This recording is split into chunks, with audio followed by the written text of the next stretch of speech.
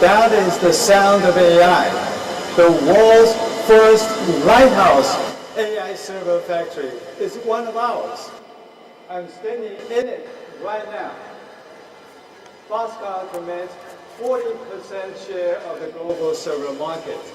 Put it another way, Foxconn is the biggest manufacturer of the most advanced AI servers running on super chips.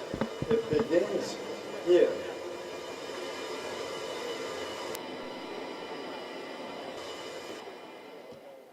Oh, that's better. Welcome, everyone. Foxconn is celebrating 50 years this year. Thank you so much for joining us today.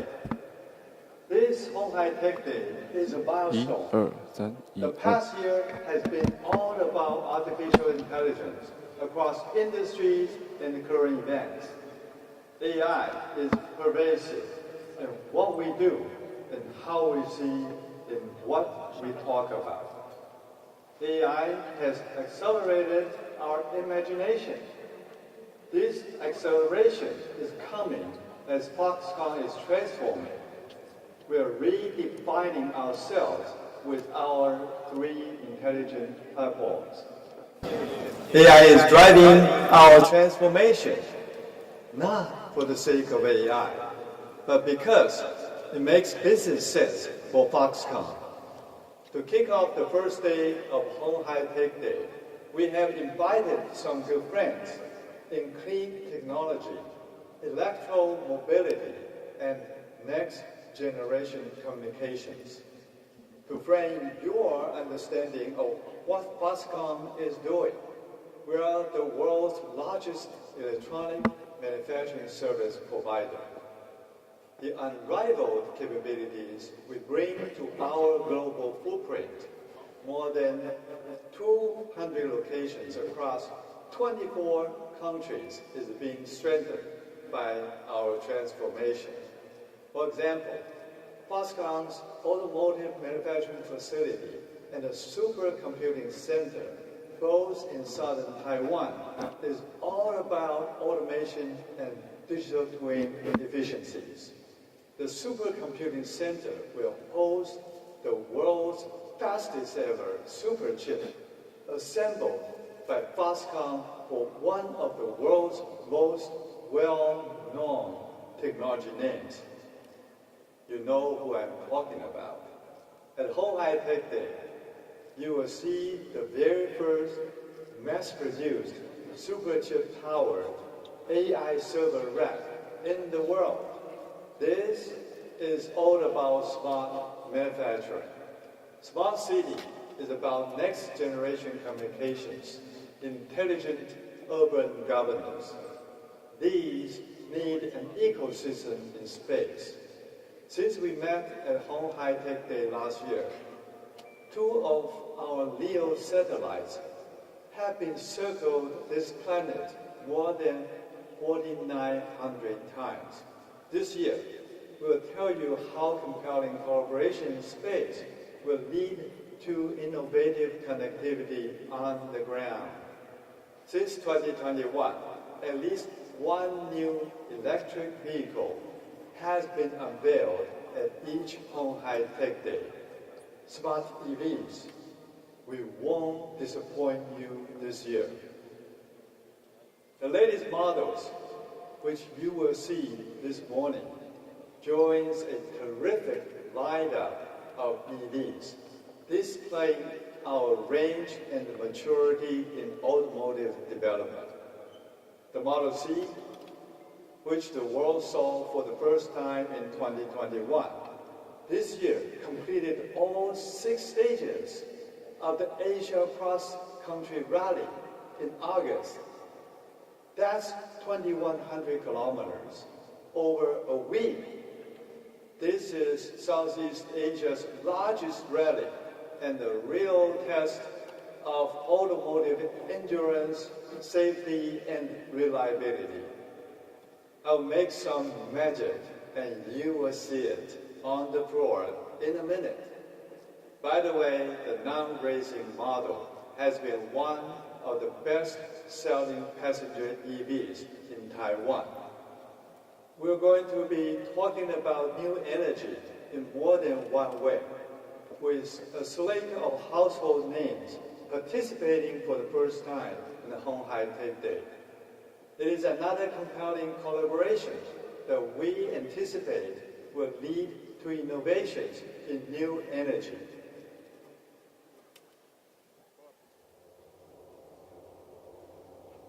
Smart manufacturing, smart city, smart EV. The technology running through Foxconn's three major intelligent platforms is AI. We're applying AI to enhance what we do, and we're enabling AI with the products we make for our customers. Foxconn is accelerating your imagination. 接下来，我要带一位 VIP 来参加我们今年的鸿海科技日。Let's go！Morning! Wasn't that amazing? This is a very powerful EV. Behind the wheel is a driving legend in Taiwan. In Mandarin, we call him 车神, Mr. Chen Hehuang.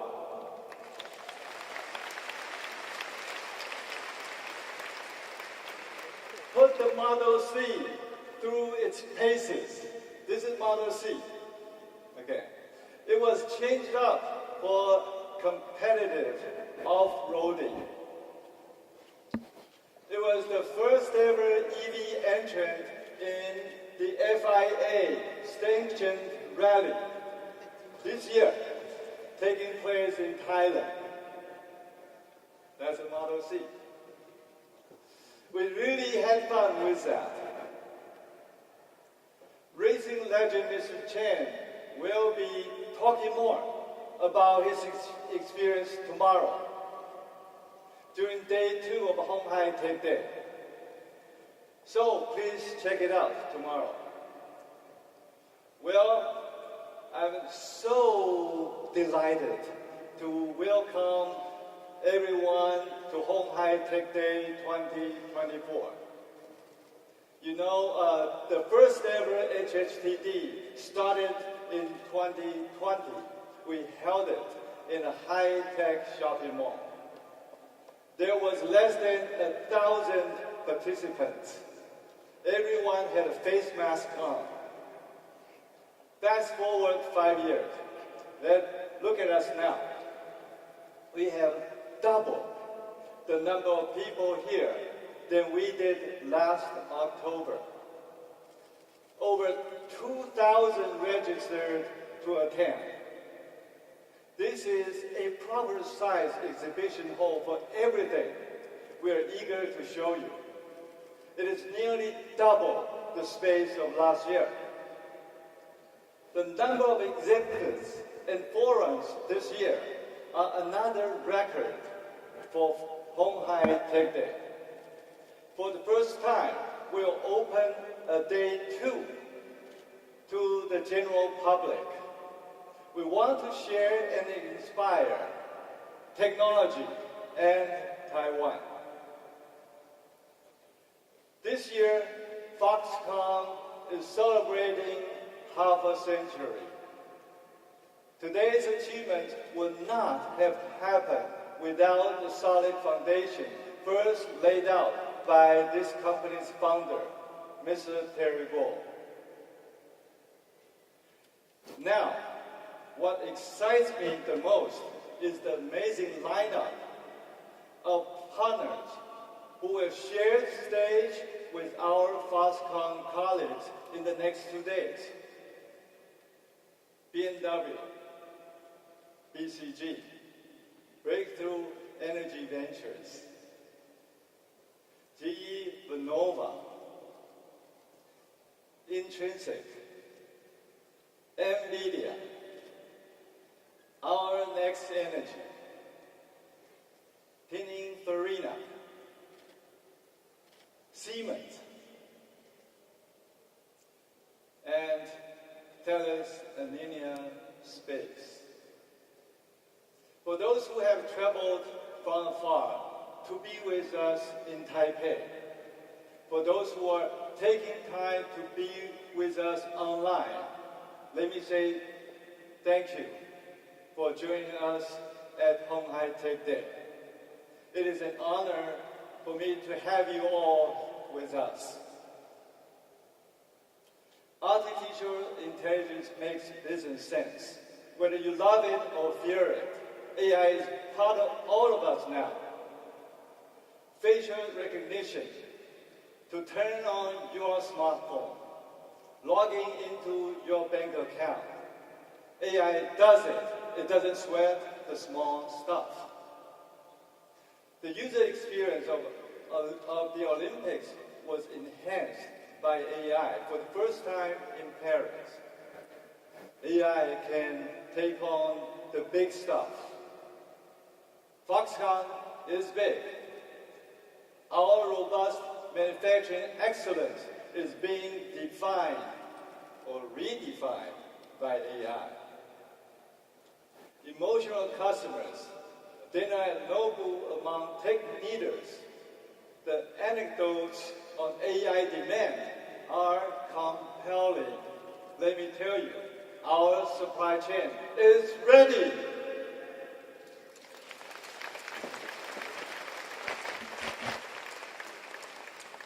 Our vertically integrated manufacturing capability also include the advanced liquid cooling and heat dissipation technologies necessary to complement the GB200 server infrastructure.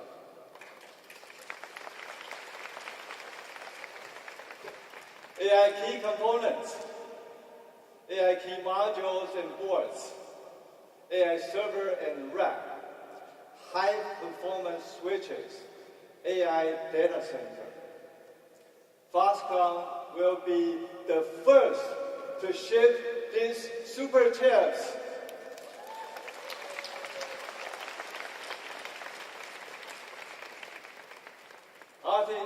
Artificial intelligence makes business sense. AI is embedded in automation. Automation is productivity.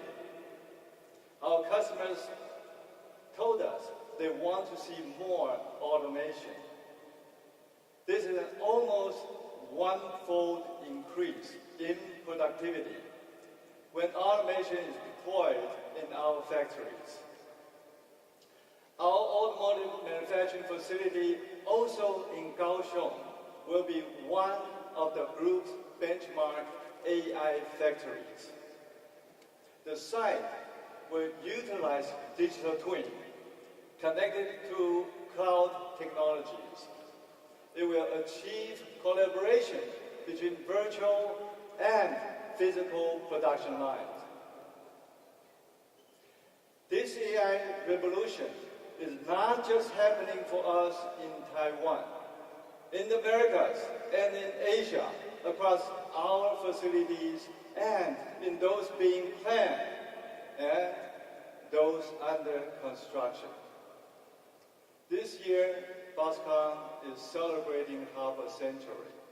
This company, your most trusted and reliable partner, has grown from making connectors to systems to more complex core competencies. 3 intelligent platforms enabled by AI. We are a platform solutions provider. I hope you enjoy the conversations during the next 2 days. Thank you. Thank you, Chairman Liu, for making that magic happen from on-screen to in-person. Let's begin the next session this morning by welcoming to the stage Benjamin Ting, Foxconn Senior Vice President of the Cloud Enterprise Solutions Business Group, and Deep Mutala, Vice President for AI and Robotics at Nvidia. Hello. Hello, everyone. Good morning, people. Good morning, Ben. How are you? I think, although we don't have the signature black leather jacket today, it is my utmost pleasure and deepest honor to invite you and welcome you to Honghai Tech Day. On behalf of entire Nvidia family, congratulations to Foxconn for your golden jubilee, 50 years. It's amazing. Jensen himself wanted to be here, but unfortunately he could not make it. So my job is to try to be maybe 1% of Jensen's capability. You know, Ben, something else I realized just now? Our CEOs are planning for their second careers. Jensen, I don't know if you caught him, he threw the opening pitch in Taipei during Computex. He also threw the opening pitch in 2 baseball games. I guess he's trying to become a baseball pitcher. Now I see Yang getting ready to be a champion in the Dakar Rally next.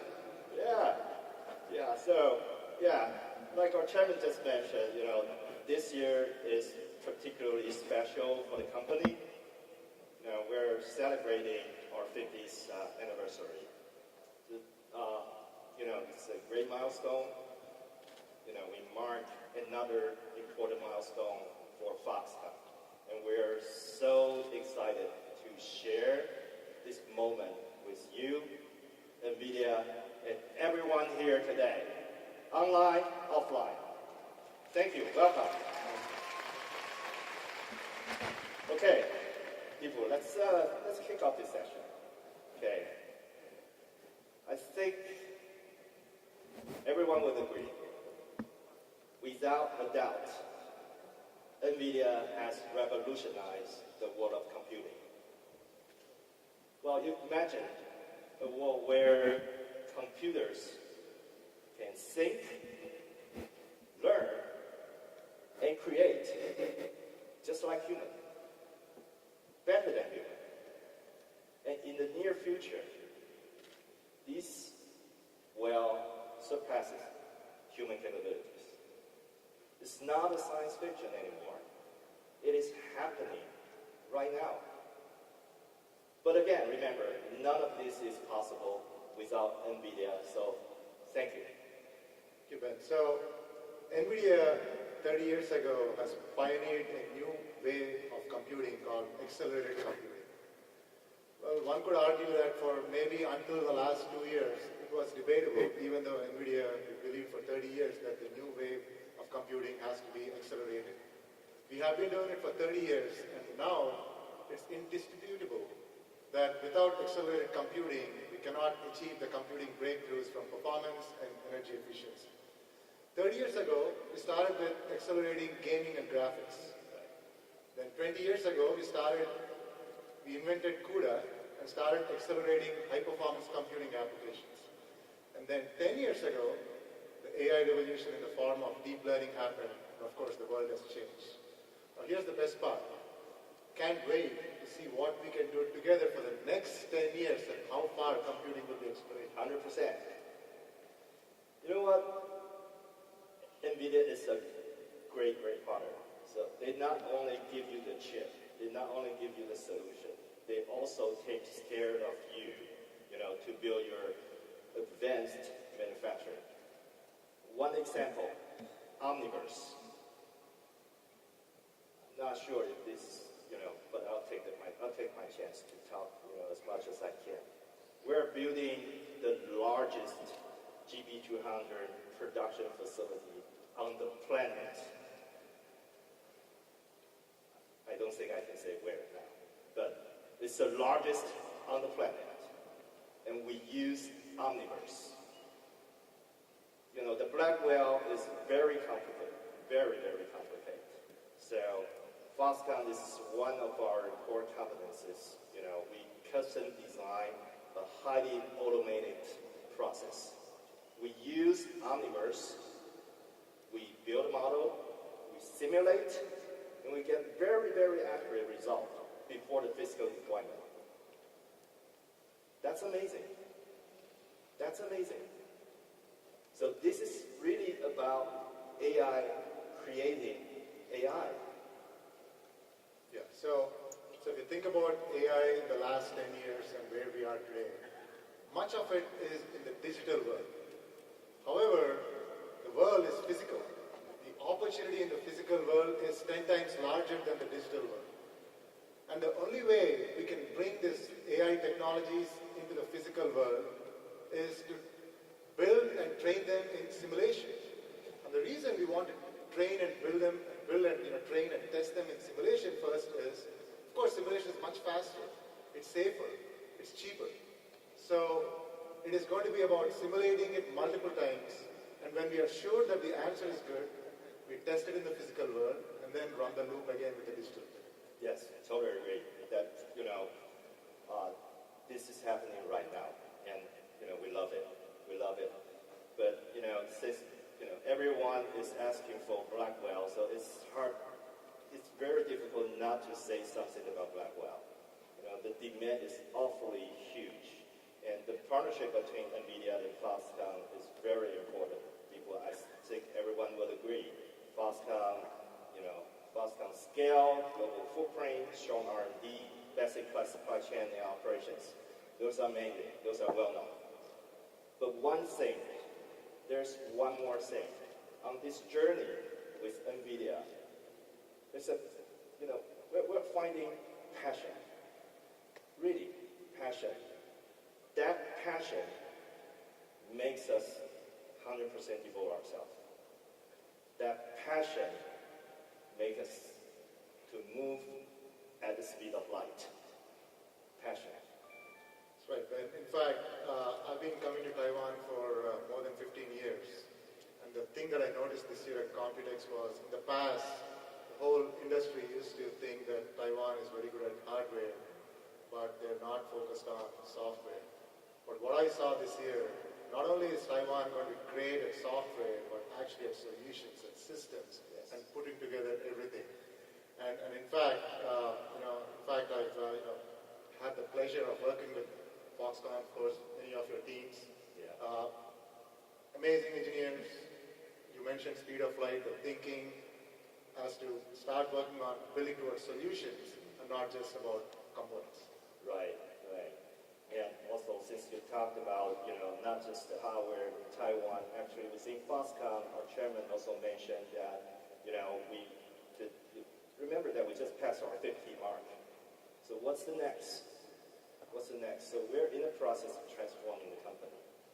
And also our chairman has made an announcement earlier this year at Computex that we want to build our own Blackwell supercomputing data center. And that's the horsepower, that's the foundation of the 3 smart platforms that our chairman just mentioned. Smart manufacturing, smart EV, smart city. Smart manufacturing has been and will be one of the Foxconn's core competencies. Smart EV, fast rising star. The smart city, it will benefit everyone. Underneath, that's the supercomputing power. So we have committed, when it is done, it is going to be the most powerful supercomputer in Taiwan. Yeah. Since we talked about the smart platforms, I would like to introduce my colleague, Foxconn Chief Digital Officer, Dr. Shi Zhe, on the stage.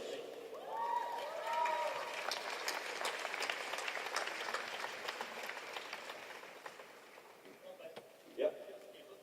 Morning, everyone. So excited to be here. That is amazing, tremendous computing power.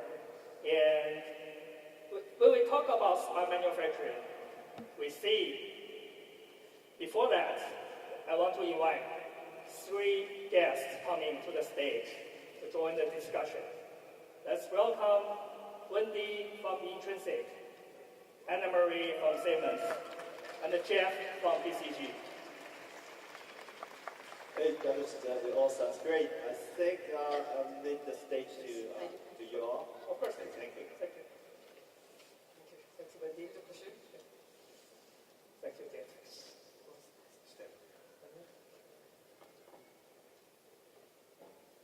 Well, smart manufacturing. Well, as Chairman Yang mentioned, we have the 3 platforms, and the smart manufacturing is one of our Foxconn 3 intelligent platforms. The AI revolution is transforming our factories using supercomputing capabilities and generative AI. I think first time this year on our鴻海Tech Day, we released our smart factory platform.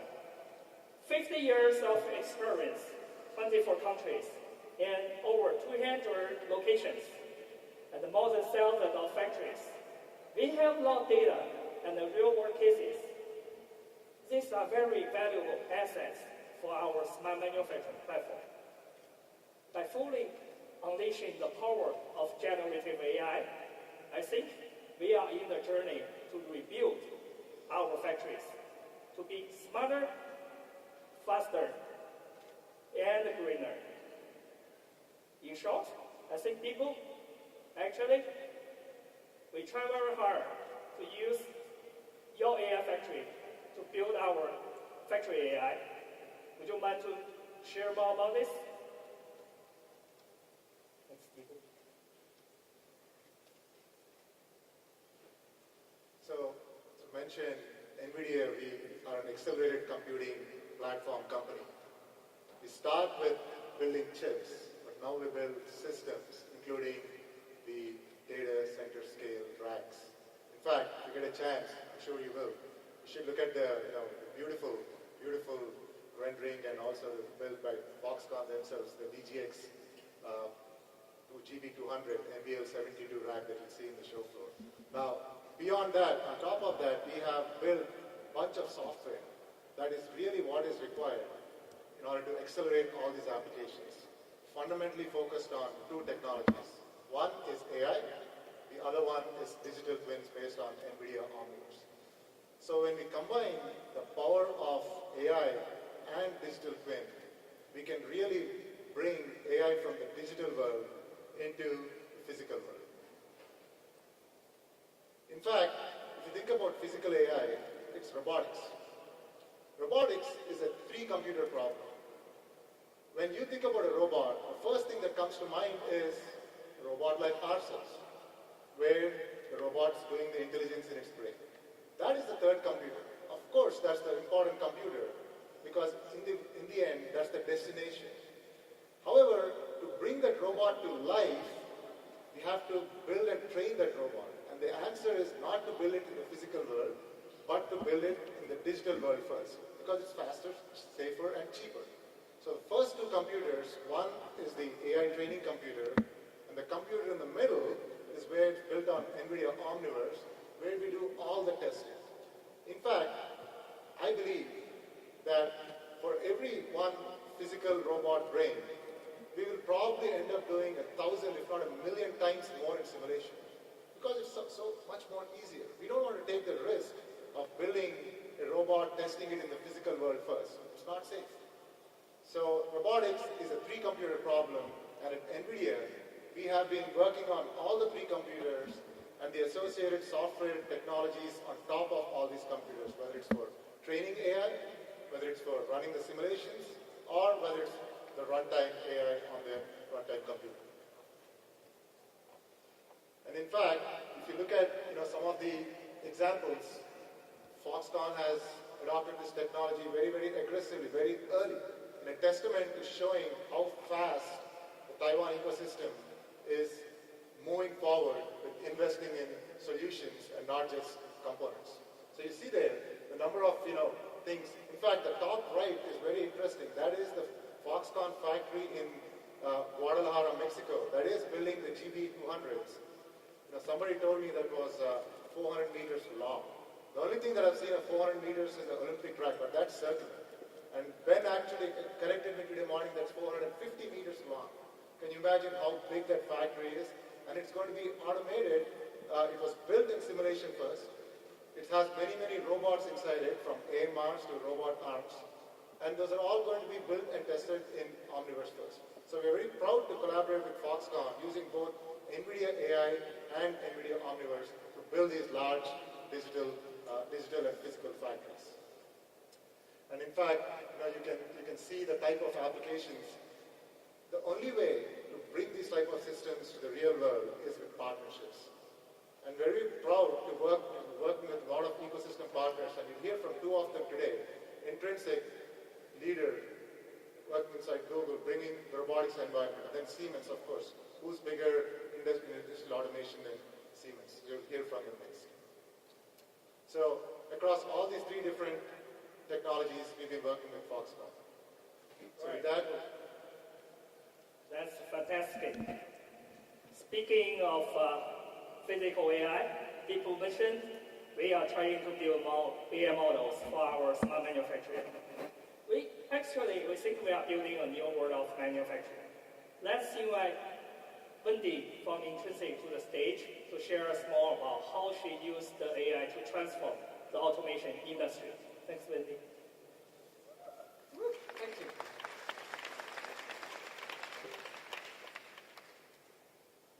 Hello, I'm Wendy Tan-White. I'm the CEO of Intrinsic. What is Intrinsic? We are a software and AI company. We're a sister company to Google, part of the Alphabet Group. And our whole purpose is to bring the value of AI into the physical world for you. And we're building an AI-integrated platform for intelligent robotics. And our goal is to make it really practical and straightforward for developers and businesses to engage in robotics in an affordable and productive way. And to do that, we're building an AI-integrated platform for intelligent robotics and automation that is independent of hardware and devices. In fact, we interface with many different robot brands, for example. And with these AI-enabled skills and sensor-enabled data, we allow robots with automation to see, to feel, and to move. With digital twins, we can simulate the physical world, but we can also deploy into the real world in seconds. And this is going to enable you to customize your processes so you can create more adaptive and reusable automation solutions. Now, what I'm really excited about to share with you today on Foxconn's 50th birthday is we are announcing a very deep partnership with Foxconn, and we're super excited to be here today with you. And we have a shared vision with Foxconn for making the intelligent factory of the future a reality. With Chairman Liu, with Dr. Shi, and the Foxconn team. I'm bringing together Foxconn's smart manufacturing platform, and we're going to bring together Intrinsic robotics and AI platform.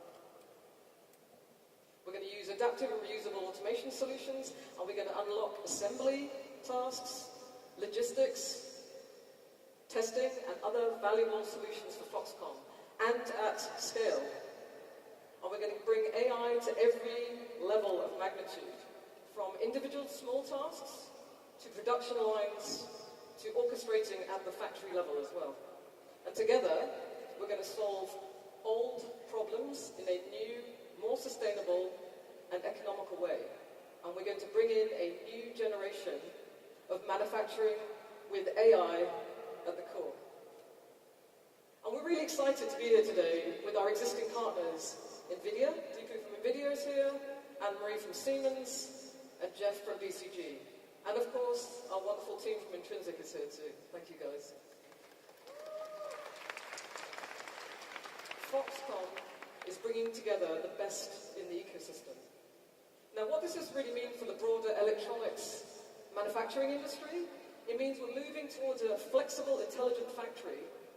Imagine you're building a whole production line, and it can adapt to making smaller, mixed batches of products and whole workflows that can be reused and replicated again in other factories, whether they have a big or a small footprint.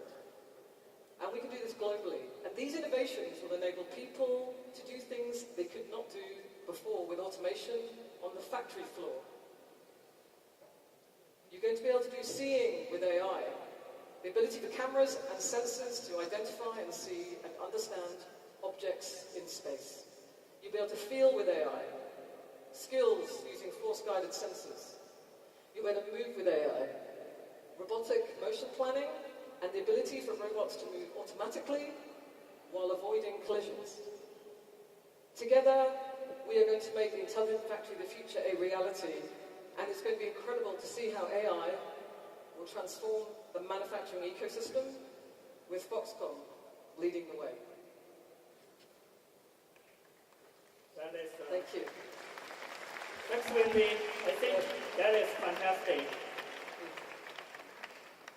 Besides building the Edge AI with automation system, we are also building AI systems and digital twins for our entire factory. Our partner today here is a global leader in both automation and industrial software, Siemens. Let me bring Anne-Marie to the stage. Thanks, Anne-Marie.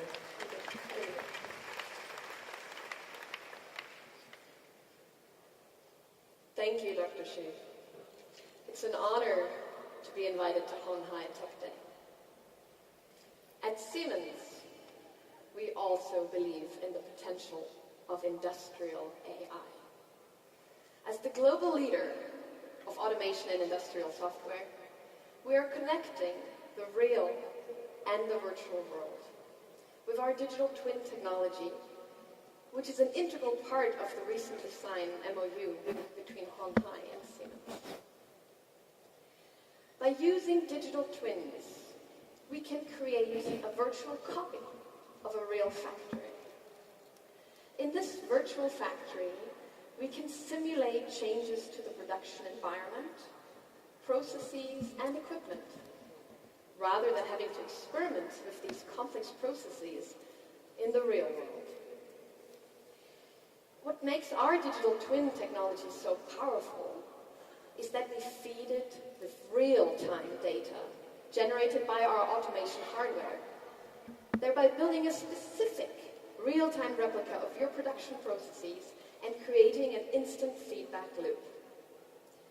Powerful AI technologies are leveraged to enhance these simulations. So first, we optimize production in the virtual world before implementing the best model in the real world, saving you nerves, time, and money. But digital twins and software are only part of the story.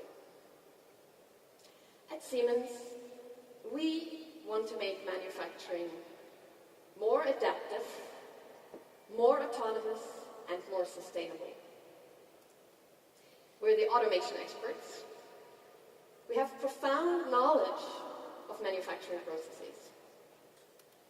And we are actually pioneers of AI, especially when it comes to industrial applications.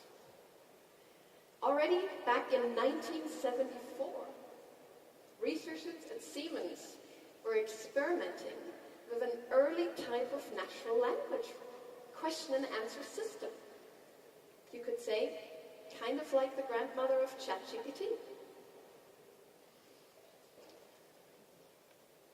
We are at the cusp of a new age in industrial manufacturing.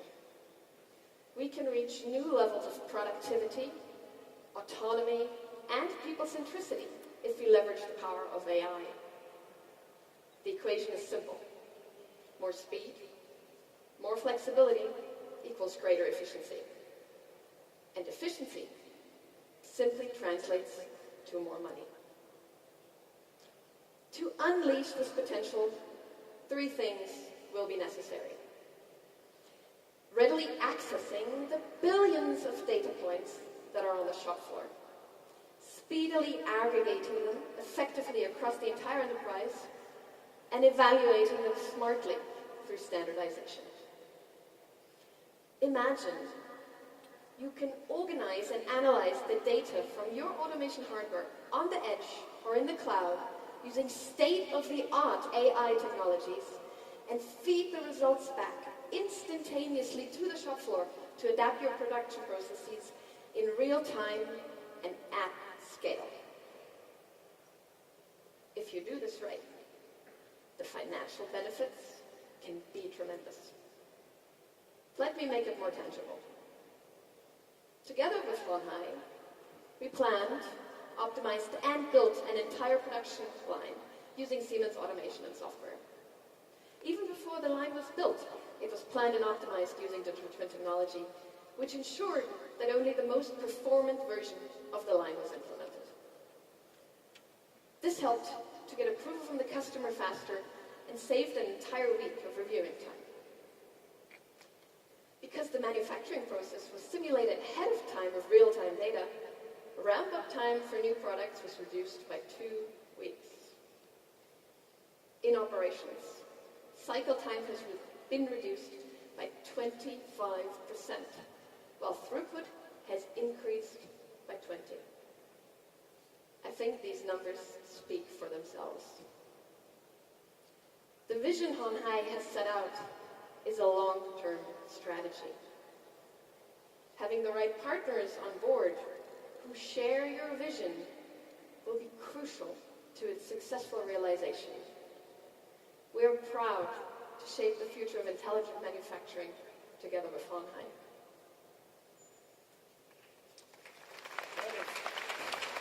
That is a very impressive achievement, Anne-Marie. Thank you. I cannot wait to see more generative AI in our manufacturing.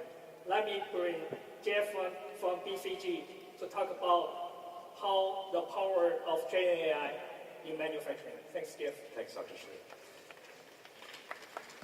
It's a real pleasure to be here today at鴻海Tech Day.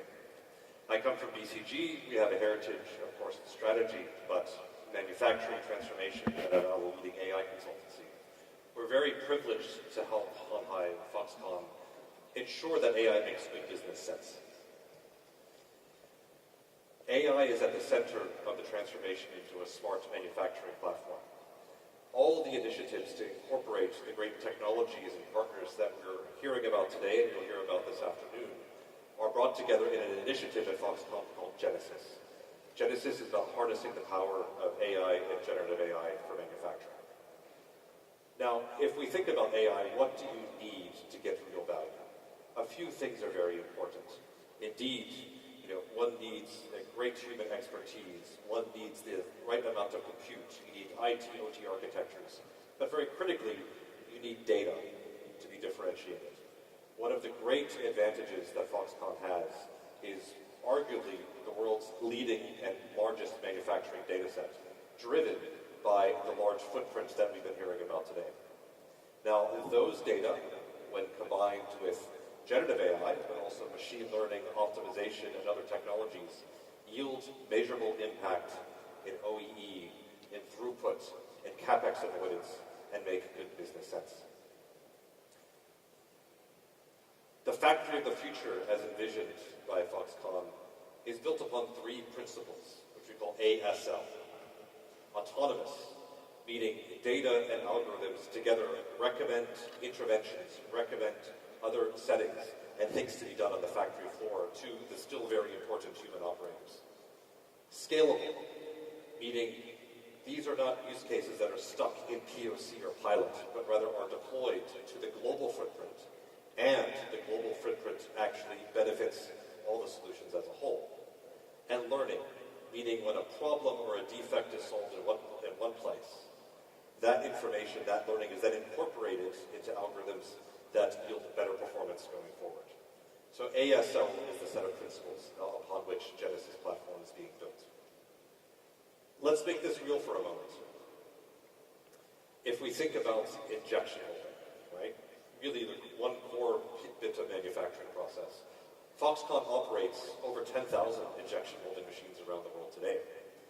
Injection molding machines require a very skilled operator to dial in very precise settings, both at the point of new product introduction and to manage defects during mass production.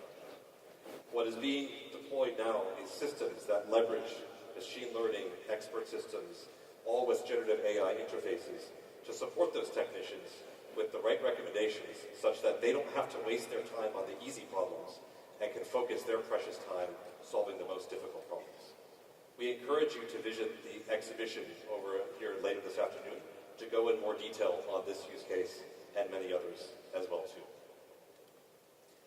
Now, bringing this all together takes a village, requires 4 pillars, right? So 4 pillars are being built as part of Genesis. The first is what is colloquially being called the App Store, but is really the collection of value-adding and real impact use cases that matter, right, on the factory floor around the world. Second, and very importantly, is the IT-OT architecture.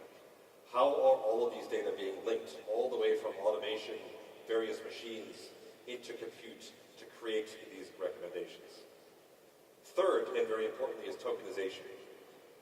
How are all these data being leveraged? Well, also very importantly, protecting customer proprietary information, but still supporting the learning systems. And last but not least, of course, the ecosystem, because it requires, I'd say, best-in-class and best-in-world technologies, capabilities, and processes to make this work, and hence incorporating all the things that we've heard from Nvidia, Intrinsic, and Siemens today. Thank you very much. Next year. You know why Chairman gave the name Genesis? Because Genesis means the beginning. We are at the beginning of the new era of industrial evolution. Before we wrap up, I want to give you one more thing. This is how Genesis brings us to the future of manufacturing. Foxconn has pioneered large-scale manufacturing for over 50 years. With 205 factories across 20 countries and over 900,000 employees, Foxconn generates an unparalleled amount of data every second. Going forward, we will use AI to aggregate knowledge and empower our human technicians to achieve higher efficiency. We call this initiative Genesis. Our goal is to develop factories that are autonomous, scalable, and learning. We are poised to lead the charge alongside our partners to overcome obstacles and to set new standards. We invite you to see our progress and innovation firsthand in today's鴻海Tech Day. Thanks.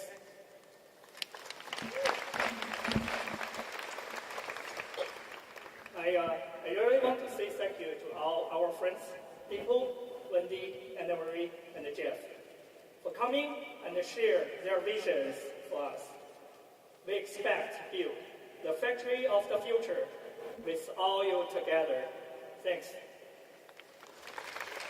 Thank you, Dr. Shi, and 4 of our lovely guests.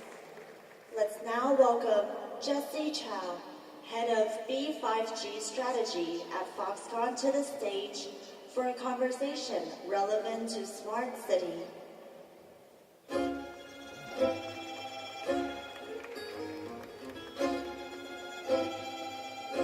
Morning, everyone. I'm Jesse. I think that was a very inspiring panel from Dr. Shi.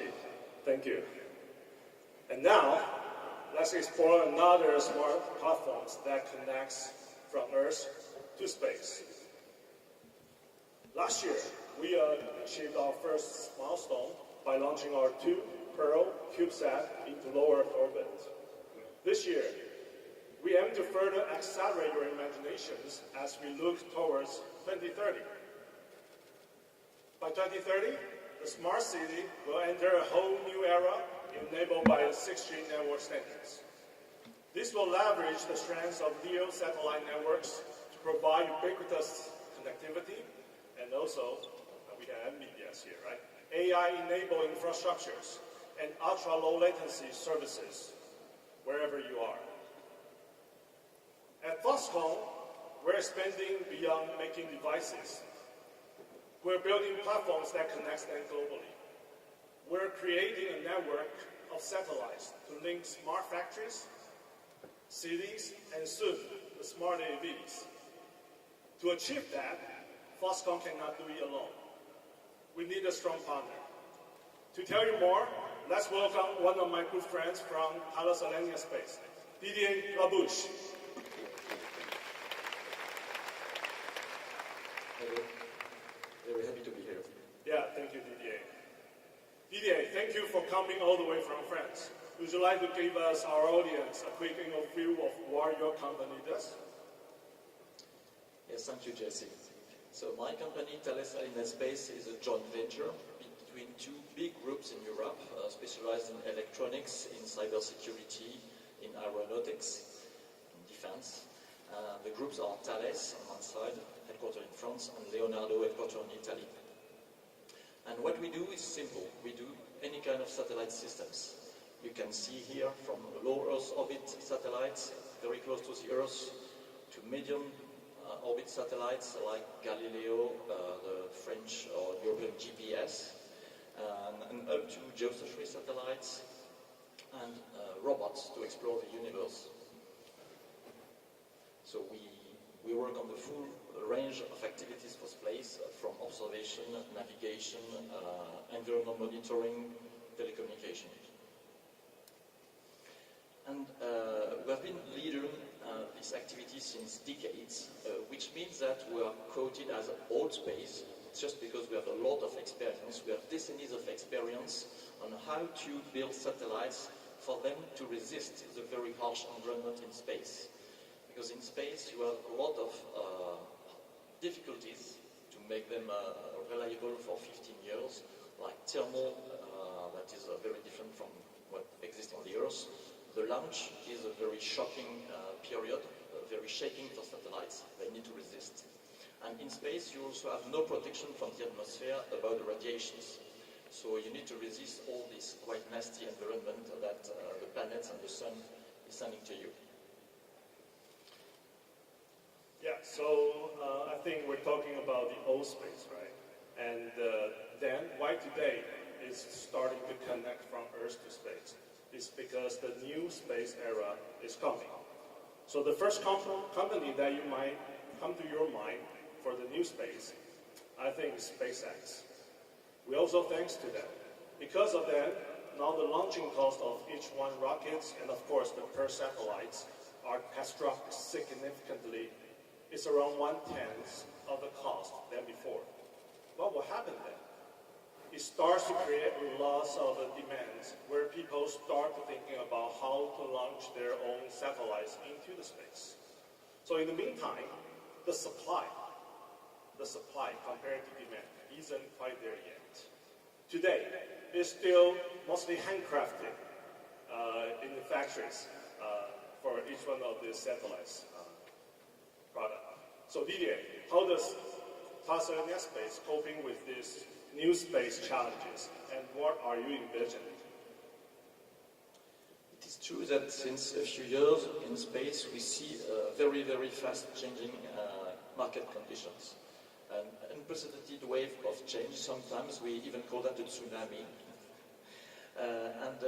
Because the service you can deliver from space are attracting newcomers and not small players, big players like Apple, like OneWeb, like Amazon, that are now interested by this quite funny environment of space, because they just bring services and they can deliver nice services to the people. And when these kind of big companies are interested in this sector, this enables to fund much more massive projects.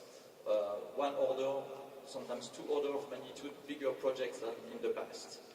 And when you have much more capex to be invested, you can build much more satellites, and you bring them close to the Earth in order to reduce latency, for instance, or to improve the observation.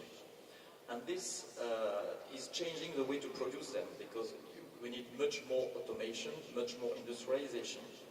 And this is where Foxconn is a great player, and this explains the strong motivation of Foxconn to explore what they can do in the field of space. So I think with Foxconn's strengths, now we could do much more faster and more affordable satellites for each one of these. So allow me to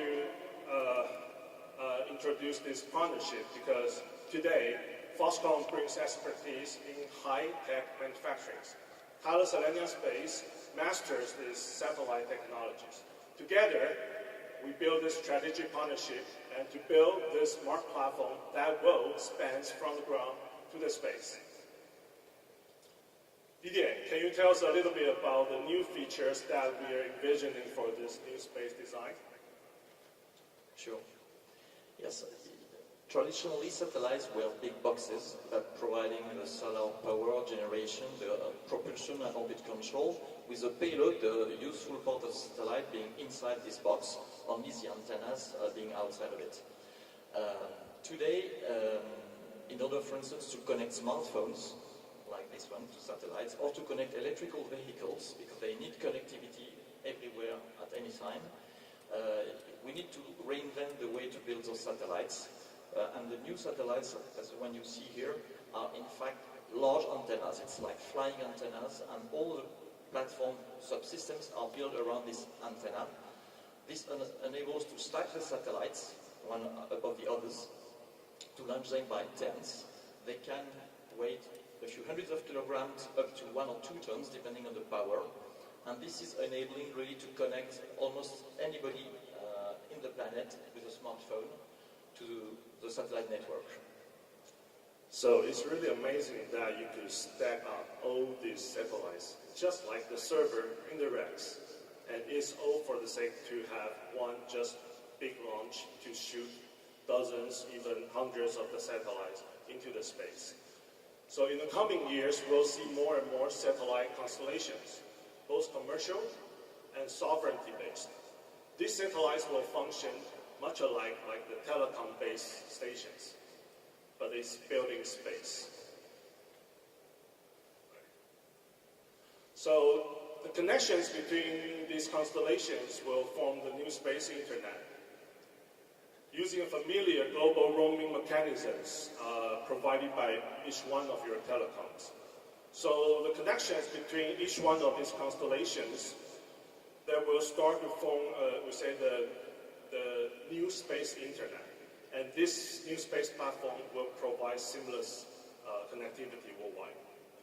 So thank you, Didier, again, for sharing and bringing all this to us. All we need to do now is think big. And make it happen. And we do it together. Thank you. Thank you, Jesse and Didier. For the next session, Jerry Shao, Chief Product Officer of Foxconn, will moderate a panel of experts on clean energy and how it brings partnerships together to innovate. Breakthrough Energy is an innovative initiative in clean energy and climate launched by Microsoft co-founder Bill Gates. GE Vernova, with roots from General Electric, seeks new energy that is good for the Earth as it continues its pathway that was laid down first by one of the world's original innovators, Thomas Edison. Our Next Energy is all in to be a household name in battery technology in the United States.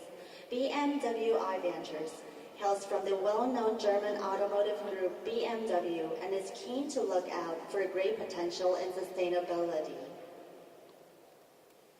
Good morning, good morning.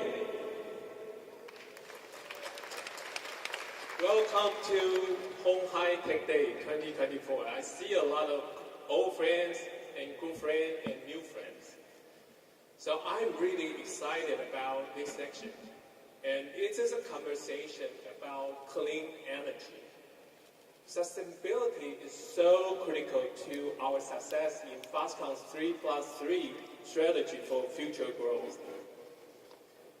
Foxconn has invested over $10 billion and achieved encouraging results through new partners and new technology. Today, we invite 4 of our key partners for this discussion. Achieve the net zero. We are building a team here and going to do great stuff, not only for next decade, next century, or not just next year. So we're working so hard together. This will be a lightning round of insights. I would like to ask each executive on the stage to share with our audience 3 insights. First, why you are here at鴻海Tech Day. The second, what is your connection to Foxconn? Lastly, what is the key takeaway in clean energy you want this audience to remember? Why don't we have Libby start, then you hand over to Roger, then Majid will follow. Finally, we have Marcus. Libby, floor is yours.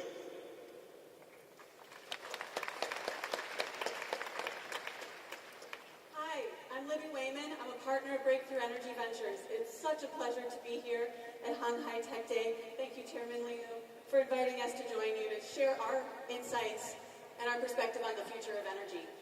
Breakthrough Energy was founded by Bill Gates nearly 10 years ago to invest in the companies that can accelerate our transition to a clean economy.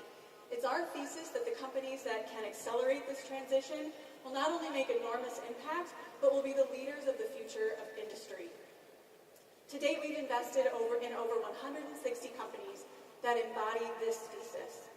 And we invest in this space because energy is prosperity. It's what powers us, what moves us, what makes things, what shelters us, and what feeds the world. And each one of these sectors is poised for transformation, powered by innovation to address climate change. Today I'll share with you some key insights on just 2 of these sectors. The electric grid is the largest machine on Earth, and it is expected to expand by 4 times to accommodate new demands and the clean economy. For example, AI, we've heard a lot about this morning.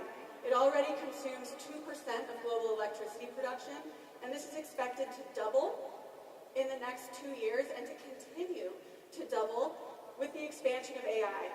Electric vehicles today actually only consume about 0.5% of global electricity generation, yet this is expected to expand by 20 times in the next 10 years.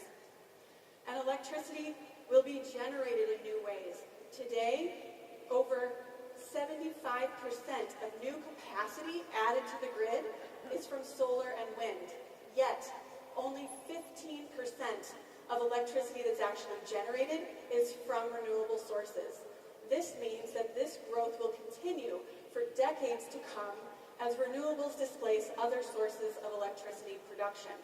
However, significant barriers still remain to fully decarbonizing electricity production. First, we need dispatchability. That means getting electricity when and where we need it. We also need baseload power because solar and wind aren't always available when and where you need them. But one of the most promising technologies for baseload power is actually fusion. After decades of research, scientists have now demonstrated net positive electricity production from a fusion reaction. And on the left is a view of a fusion reactor that is now being scaled up to a commercially relevant scale outside of Boston, Massachusetts. Dispatchability, getting electricity when and where we need it, will be enabled by expanding transmission and deploying significant amounts of electricity storage. All of these sectors represent enormous opportunities to address climate change and also for economic growth. Transportation is another sector that's on a similar trajectory. In 2023, 14 million electric vehicles were sold. This is a 35% increase over the previous year and a 600% increase over 5 years. Yet, there are significantly more internal combustion engine vehicles on the road.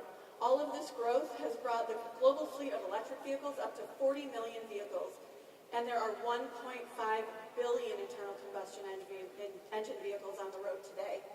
That means this sector will grow for decades to come as internal combustion engine vehicles are replaced by EVs. Yet this growth has barriers as well: cost, range, materials availability, and battery safety. The companies that develop and scale battery technologies to address these barriers will not only make impact on climate change here, but will also be poised to lead in this enormous growth market. The road ahead will not always be smooth. There will be challenges. We will face shortages. We will face times of surplus, dramatic price declines and spikes. Yet the companies that persevere and invest in discovery, development, and deployment of clean energy technologies will not only make a global impact on climate change, but will also be poised to be leaders of the future. And we look forward to expanding collaborations to bring these technologies to global scale manufacturing. And now I'd like to invite Roger Martella from GE Vernova to the stage to share with us how GE sees these opportunities.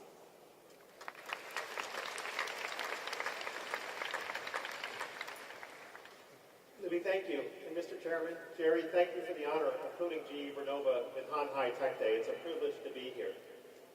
When Thomas Edison invented the light bulb and founded General Electric, he started the first electrification revolution. And in the 130 years since, the inventions he created, the companies he built, have lifted up the quality of life for billions of people around the planet. But today, we're at the beginning of a new revolution, a clean energy revolution. An energy revolution focused on electrifying the planet, decarbonizing the energy sector, and sustainable economic development for everyone. But this time, GE cannot do it alone. We're going to lead this clean energy revolution together with our partners, one of the most important of which globally is Foxconn. So it's an honor for us to be here. And with that, I would love to introduce our CEO, Scott Strazik, to share what GE Vernova is doing and how we're collaborating with Foxconn. So if we could please share Scott's video.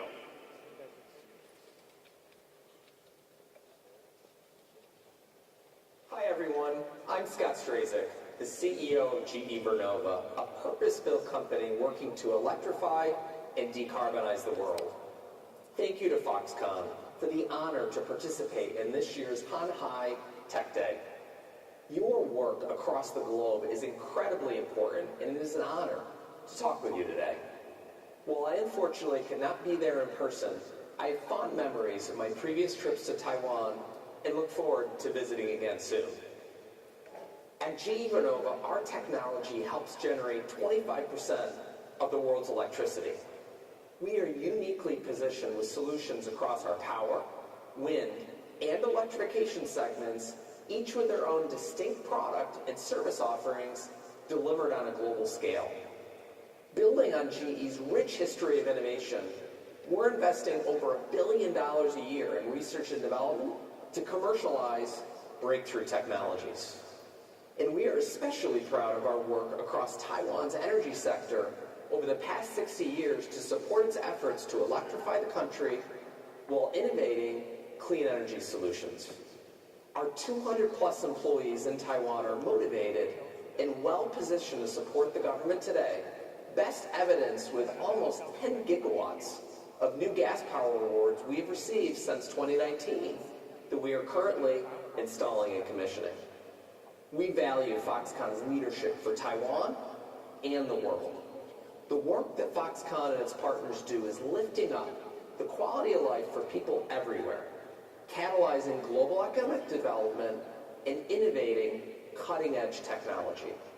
We're proud to grow our partnership globally as both companies work to solve some of the world's most pressing challenges.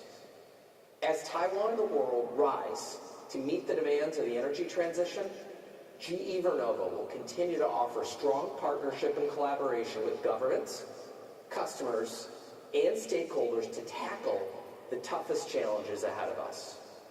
The future is bright, and thanks in part to the good people here in this room, I truly believe we have the energy to change the world. Thank you, and enjoy the conference. Scott, thank you. So very briefly, in terms of how we are approaching this challenge, if we could go back one slide, please. I probably hit the button too fast. We have a sustainability framework, and we are the first company to put electrification as a core part of its sustainability mission. We've heard about the need to power artificial intelligence, data centers, the beautiful electric vehicle that came through here to make sure that kids can turn the lights on and feel safe, parents can access their jobs, and people can access healthcare. That's our imperative, to electrify the planet.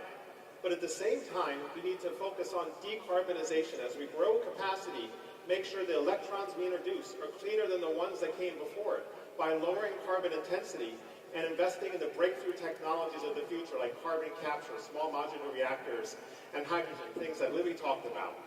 All while we conserve resources and operate as a company and lift up the quality of life for our people and our communities everywhere.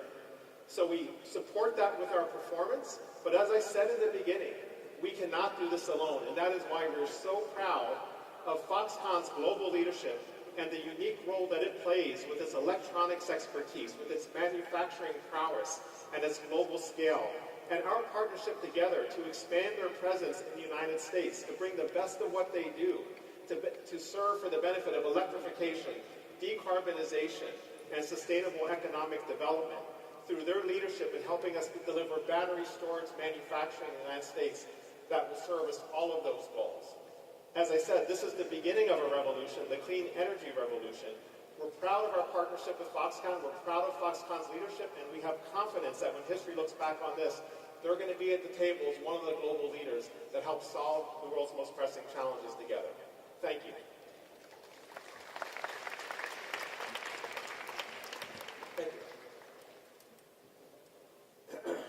Thank you very much, Roger, and it's a pleasure to be here at鴻海Tech Day to share this vision that GE just expressed. Now, as Jerry has brought us together in partnership with Foxconn, it's inspiring to witness Chairman Liu's 3+3 vision in action. The electric vehicles that you have on display are truly remarkable.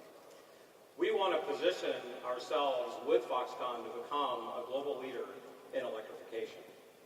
As One and Foxconn have started working together, we established 3 points of commonality. Our vision at One is simple.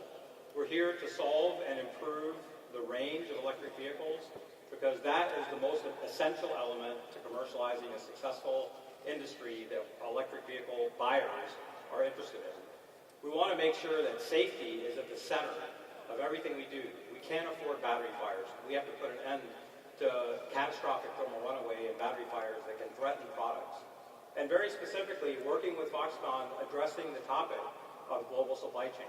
Scale and the people that scale will be the first to win the marketplace. I want to introduce now 3 technologies. The first technology is a 1,000-kilometer battery. The second is a 600-kilometer battery that can recharge 500 kilometers in 15 minutes. And the third is a smart battery that starts to connect the automotive industry and transportation with the grid. This 1,000-kilometer battery was birthed as an idea in 2021. Working with Marcus at BMW and with all of our partners at BMW, we started to develop this technology in 2021 in joint partnership. And in 2023, we were able to demonstrate a 978-kilometer drive on a single charge with BMW. This begins the revolution where an electric vehicle can become the only vehicle that you need. Right now, electric vehicle adoption has hesitated because of range. As we start to develop our strategies for electrification, we have to deal with the topic of battery fires. It is not acceptable that you have recalls that can threaten the business viability, that you have cargo ships with EV fires that can threaten insurance industries' willingness to ship batteries and electric vehicles across the oceans, and that you can threaten apartment buildings with battery fires in garages. These are topics that One deeply cares about in the development of technologies that can solve and make sure that energy transition is successful. Now, our battery technologies, if you go back to around 2020, leading developers of LFP or iron-based battery technologies in China had achieved about 400 kilometers of range with a safer battery that was lower cost and had a more durable supply chain. But that was not sufficient for the Western markets. The Western markets had set the bar at around 500 or more kilometers of range. We are now working on an iron-based battery that can deliver 600 kilometers of range, recharge in 15 minutes, 500 kilometers. And to give you an example of how powerful that can be, if you were to circumnavigate the Taiwanese island, 1,500 kilometers, you'd only need to stop twice to recharge, and each stop would only be 15 minutes. That could be a powerful future to enable this electrification journey. Our final stop in our battery technology review at one is a smart battery. A battery that could back up your home for days if you had a power outage during a storm. A battery that can serve your automotive needs and transport you back and forth to work and take long trips as we described. But importantly, that same battery, as Roger has outlined the vision for grid batteries, can service the grid. While you're at work, your battery's working hard to earn revenue for you. That is a very different future, where you're buying an electric vehicle. And if I look back at the Apple example of iPhone, the most important aspect of what changed our lives permanently was the advent of something called the App Store. It was a marketplace. Think about a smart battery, an energy marketplace, where that same battery in your car services the grid and earns revenue like $1,000 a year. That changes the game on electrification and adoption. So we're working to bring that future to life. We're proud of our partnerships on stage. We're very thankful to our partnership with BMW. You know, it takes in a startup, a company that's willing to bet on your future success. And Marcus, I'm going to introduce now next, was one of those individuals that made the difference in our company's small and young career. Please, Marcus. Thank you, Andy. Thank you. Thank you for inviting me today. It's an honor to speak here. And I think following the Jeep says it all. So I'm representing BMW Ventures, the corporate venture arm of BMW. And we are here to invest in new technologies, help decarbonize the planet, and bring BMW forward when it comes to new technology. So with this, we are invested in our next energy because, as you saw the collaboration, we believe that we need giant leaps forward in battery technology. And we are the instrument at BMW to foster this with money and also bring this forward. And in this matter, and now today here, I think it would also be great to have somebody like Foxconn joining our endeavors and our engagement there. But let's take a little step back. BMW's electric vehicle has a long history, right? So a little bit more than the 50 years ago that we're celebrating here today, there was the first electric vehicle at the Olympic Games in Munich leading the marathon race. So you don't have any fumes exiting the leading vehicle, you had an electric vehicle leading the marathon race. And you might remember the i8, the first hybrid sports car, and the i3 as a pinnacle of technology and electrification in the beginning. We're talking a little bit about, and we saw the numbers from Libby, about what the electrification means in the vehicle market and where it maybe has a little hesitation today, but we can proudly say that we grew 34% in the vehicle sales in the first half of this year. So that said, I'm here to speak for the venture arm because we're looking forward to finding new technologies that will enable us for the future. So it's good to look into the past, but it's always good to look forward and see what is coming next. So I just brought a couple pictures here from the Neue Klasse, which is a very German word, but it goes back again to the heritage that builds the bridge for the future. So we're looking for enabling technologies for our next generation vehicle that will be an electric platform going forward, which was introduced 2 years ago, and this will hit the sales next year. So we, with our technology, hope to get as many companies and startups and brilliant ideas into this vehicle as we can to make this future really become alive. And with that, I'm actually closing here and handing back to Jeff. Thank you so much for Jerry. Sorry, Jerry. Thank you so much for having me here. And thank you so much. It's wonderful, beautiful car. I have to say, can't wait to get one. Libby, Roger, Majid, and Marcus really appreciate very great insight, and we really appreciate the partnership and also friendship. Today, we are standing at a pivotal moment where clean energy is not just a choice, but it's a cornerstone, the cornerstone of our prosperity and innovation. It is our responsibility and also very important responsibility to Foxconn to ensure the energy is sustainable and safe, paving the way for a brighter future for all. Foxconn is collaborating with like-minded partners to pioneer new technologies that will accelerate the energy transition and driving the meaningful changes in clean energy industry. Together, we're not just making stride toward zero emission. We are unifying our effort to achieve sustainable development goals that will benefit generations to come. This is so exciting journey of energy transformation, and we invite you to be part of it. Let's join hands to create a bright future fueled by innovation and sustainability. Thank you so much. Thank you, Jerry, and the panelists. Clean energy is a natural bridge into the next sessions on smart EVs. The next two sessions will provide insights on how Foxconn's automotive partnerships have tapped into product excellence. Let's now welcome Jun Seki, Chief Strategy Officer for Electric Vehicles at Foxconn, to the stage.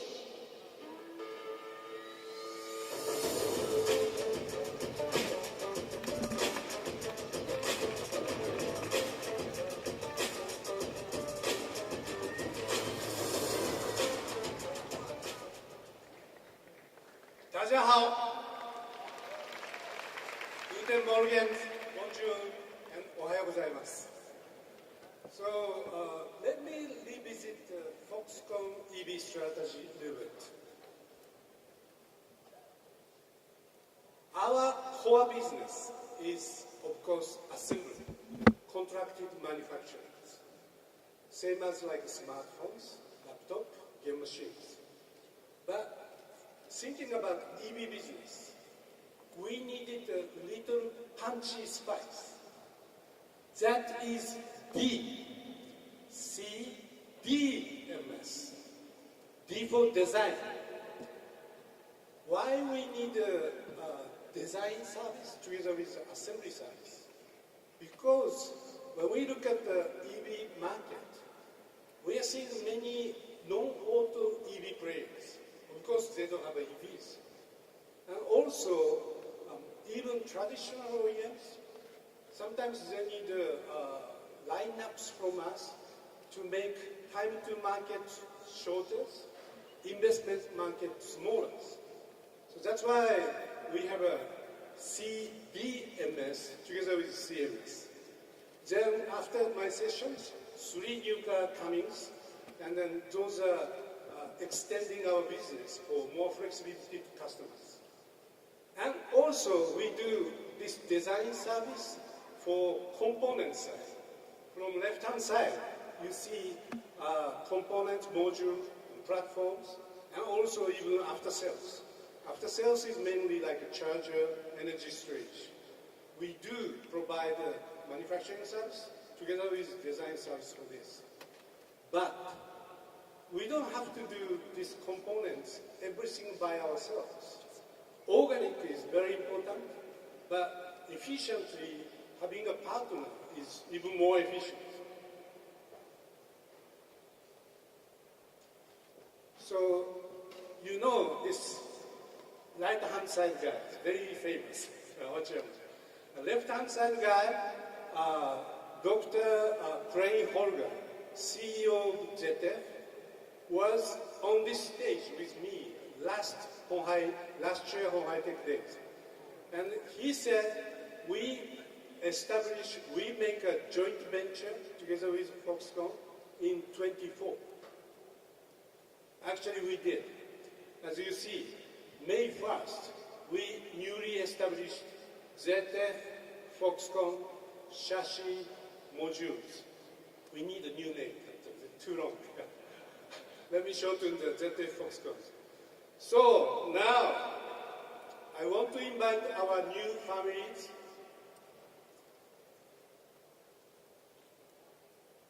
Sorry, it's moving, not moving. Yeah.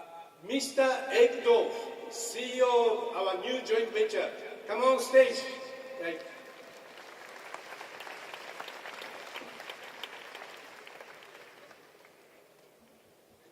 Thank you. So, hey, this is your first time for our鴻海Tech Days. Yes. How do you feel? It's amazing. It's really a great show, great honor to be here, and learning a lot. Very inspiring sessions up to now. Yeah. So many people. Yes. Probably we must worry about food code after this session.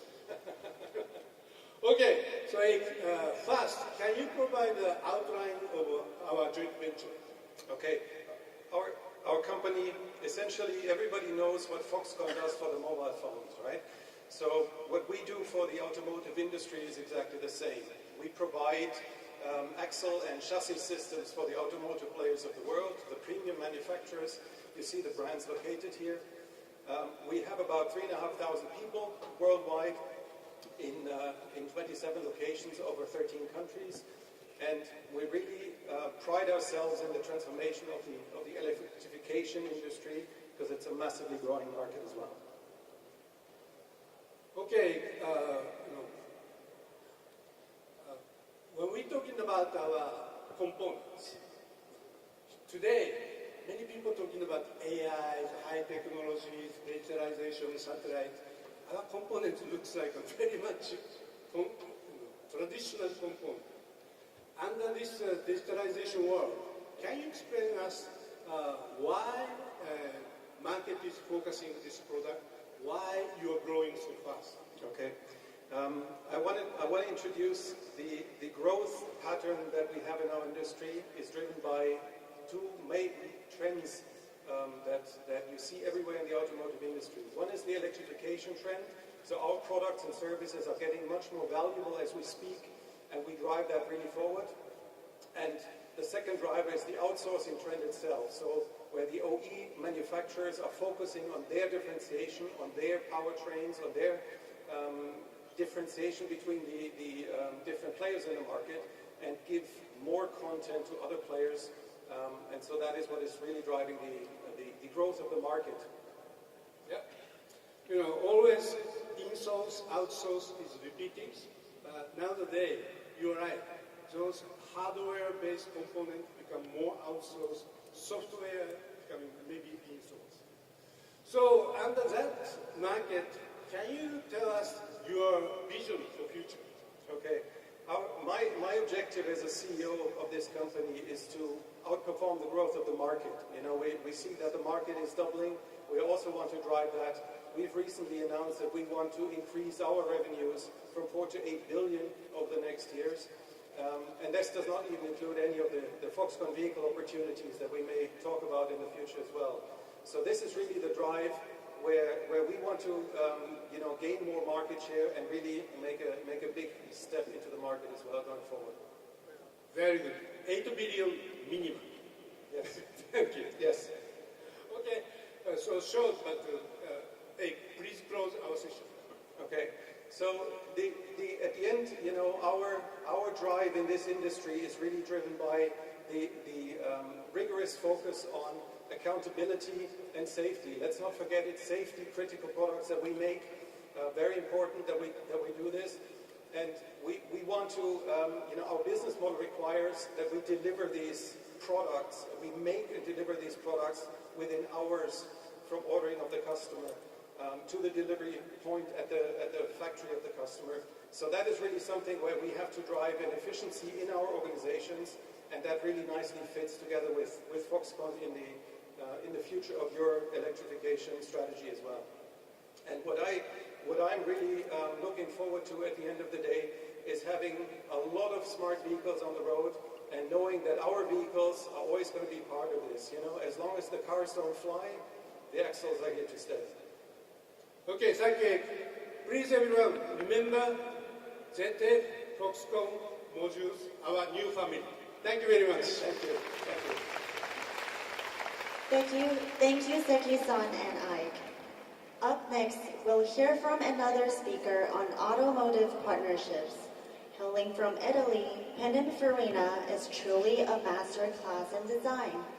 Let's welcome Felix Kilbertis, Chief Creative Officer of Pininfarina, to the stage.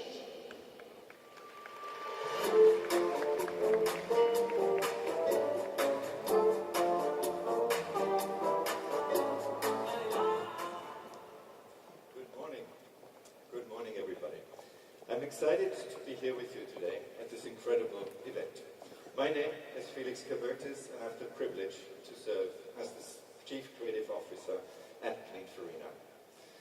But for the next 10 minutes, I also have the unenviable task to summarize the radical transformation of automotive design tools over the past 100 years, evolving from hand-drawn sketches to physical models to highly sophisticated digital tools and virtual simulations.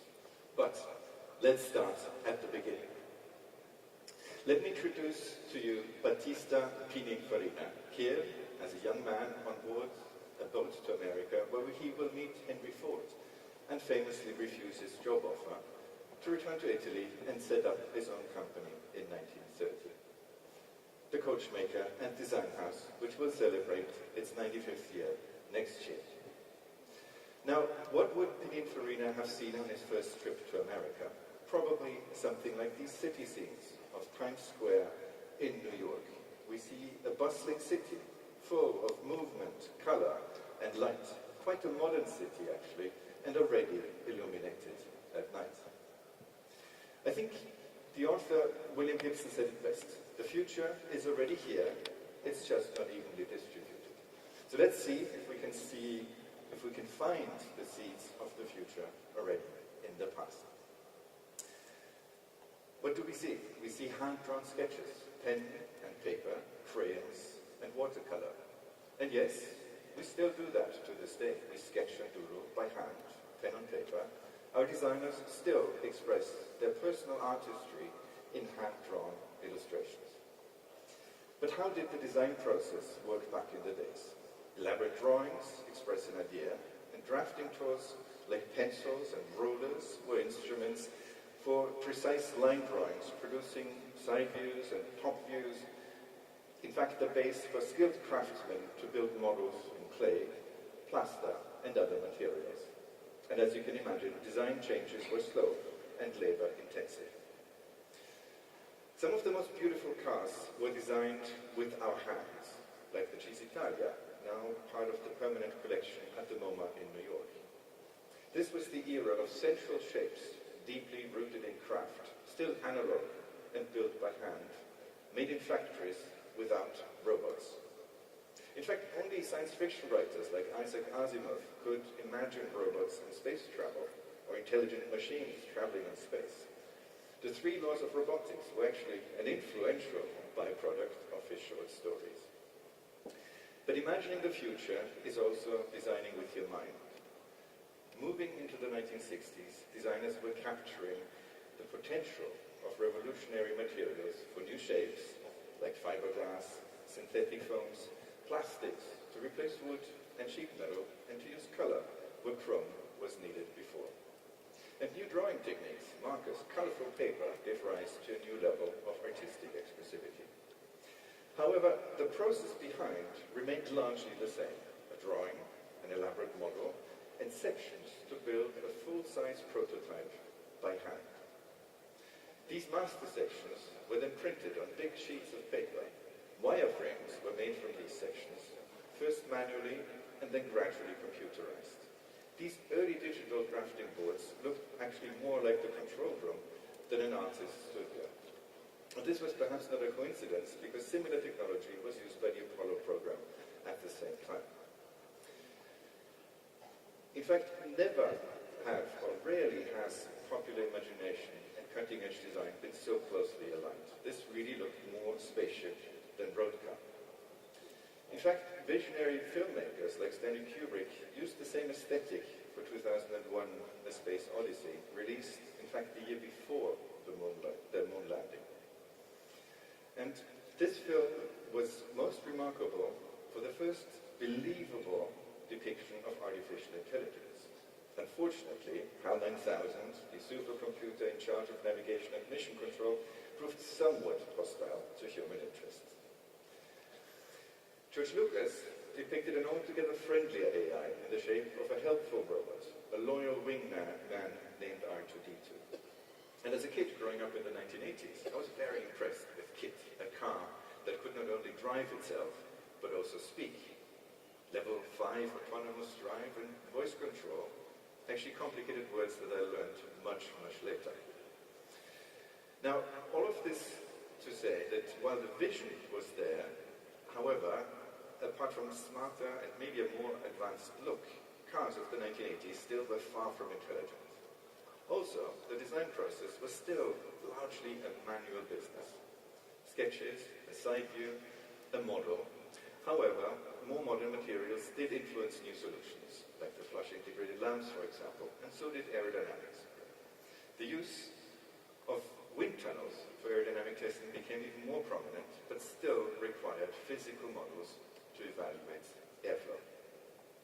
Now, the real revolution was the onset of digital design tools.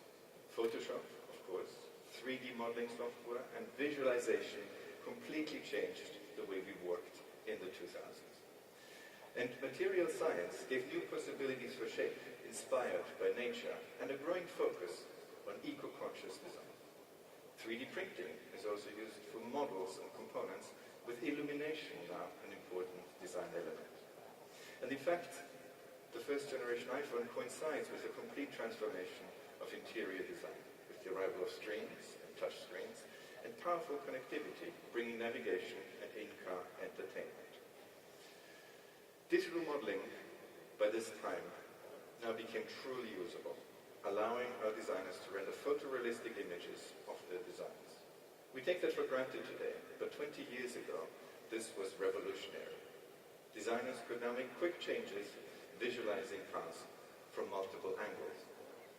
And can you tell the difference to this image here? This is a photograph of the actual prototype, built with computerized milling and additive manufacturing. This enabled the faithful transition from digital to physical. Even the package itself became interactive and fully 3D. Such parametric models, where dimensions and constraints could be easily adjusted, provided more flexibility for packaging. Long gone are the days since hand-drawn side views. So, how do we work today in Pininfarina? Design has become more collaborative and connected than ever.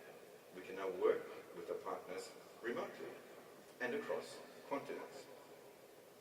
Design reviews are now fully immersive. We have wall-sized screens and can see shapes in real size and in real time. Digital design tools enable virtual prototyping, reducing the need for models. The engineers and the designers now run simulations for aerodynamics or crash requirements in parallel, therefore saving time. UX and UI design becomes the new frontier.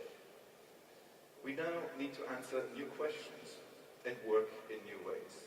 We not only have to design shapes, but also interaction, motion, and human-machine interfaces. These powerful tools allow us to shape technology around human needs, and all that long before physical models are made. So, at the beginning of a new project, how do we start a new journey? Our craftsmanship is now digital as well as manual. From the beginning, our creatives use a mix of 2D and 3D digital tools. And in fact, there's a shift in the role of the designer from the generator of ideas to an editor of ideas. Here, AI also opens a new frontier in achieving better quality faster. Also, we can now turn 2D images directly into animations, helping enormously in communicating ideas. So, this means that fewer people can achieve more, but need to learn to become better editors. It is more important than ever to select the right solutions and to ask the right questions. In fact, what I find the biggest impact in our workflow is in understanding better who we design for and to anticipate people's needs. Never before was it possible to create hyper-realistic images of our future users with a few text prompts. This is unprecedented and allows us to really put the human back in the center. Now, as we've seen over the last few minutes, many visions from science fiction and art have become today's reality. We have more and better tools than ever, and we use all of them, our hands and our minds. And we're looking forward to more advanced materials and are excited about the promise and challenge of AI and robotics for mobility. And as we keep our minds open and pay attention to a new generation of artists and visionaries for seeds of the future, we will remember to always put the human needs at the center of everything we design. Because at Pininfarina, we believe that design is a method and a mindset. In fact, it is the instrument to humanize innovation. Thank you very much. Thank you, Felix. The next three speakers will now lead us through some exciting new developments.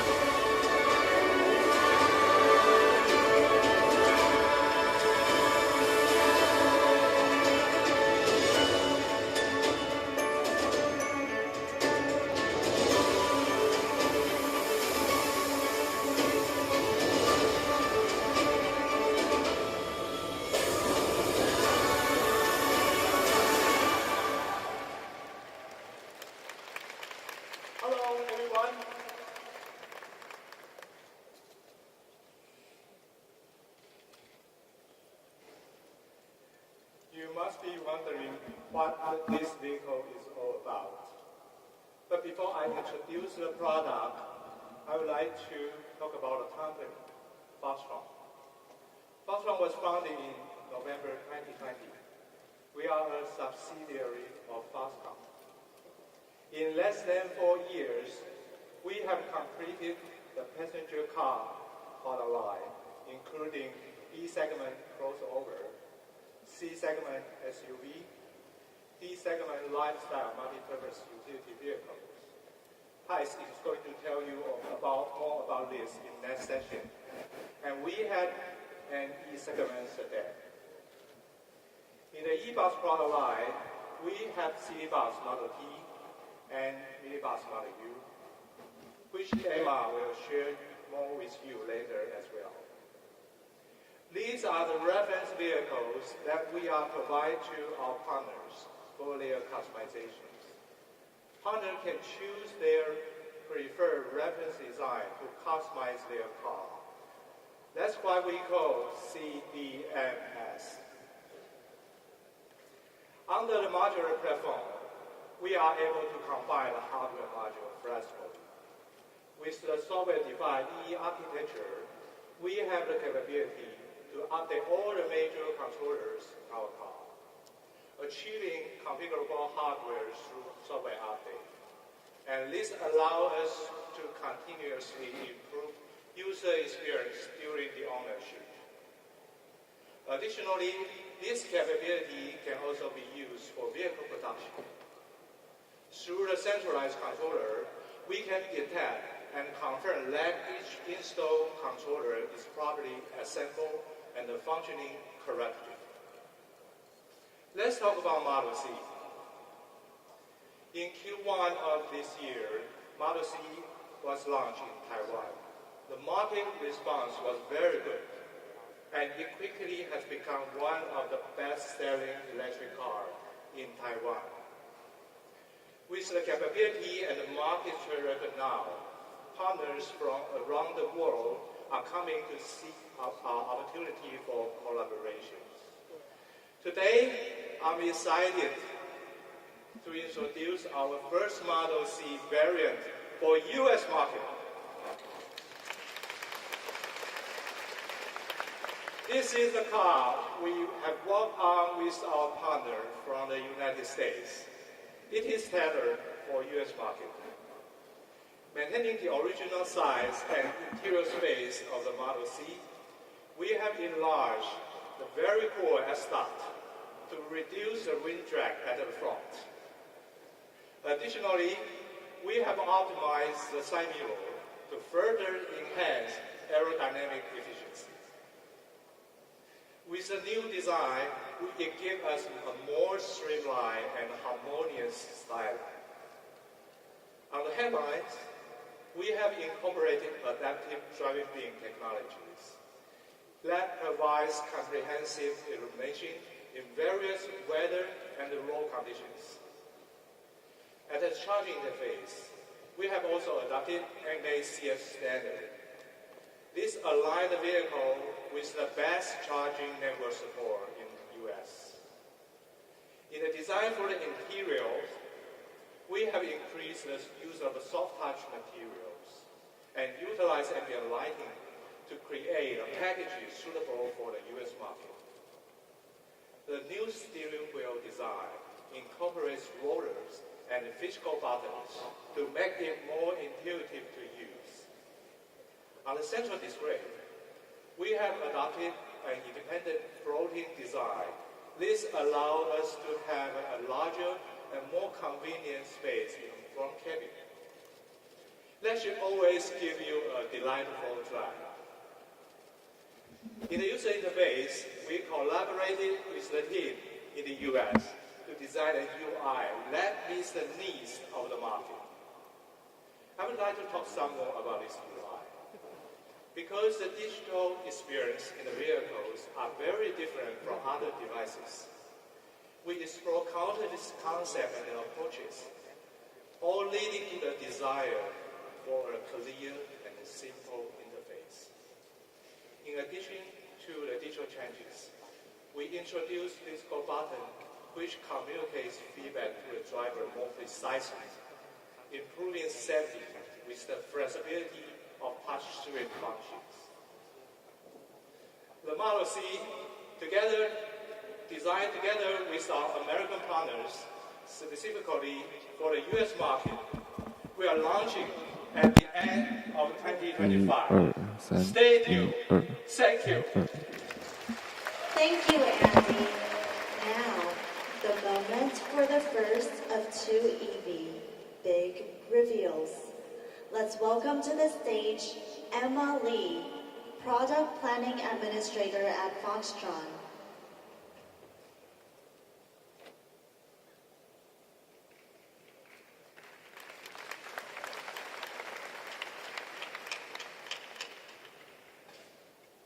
Remember this moment. You are at the premiere of a new EV by the Foxconn family.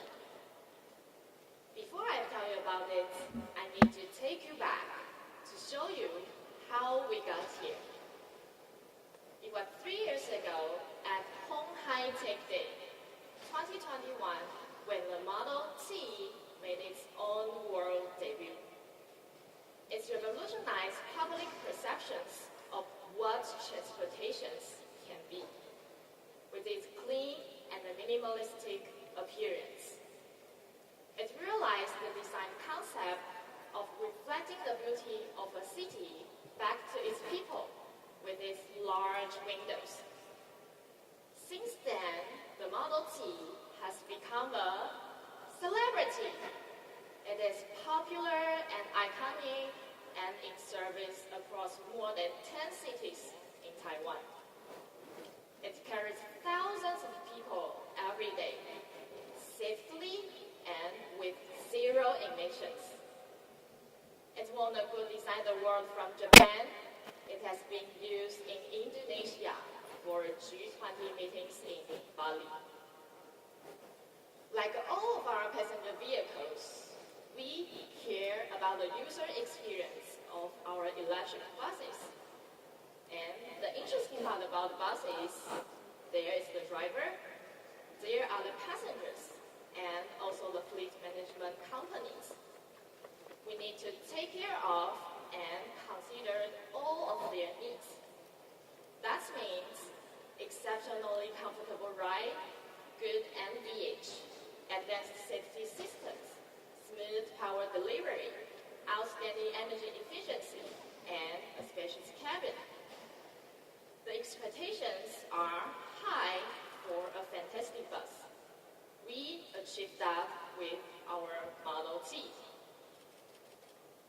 But how about those narrow urban alleys, remote areas, and country roads? Smaller, more agile demands are requested. If you thought the Model T was amazing, let me introduce you to its cool cousin.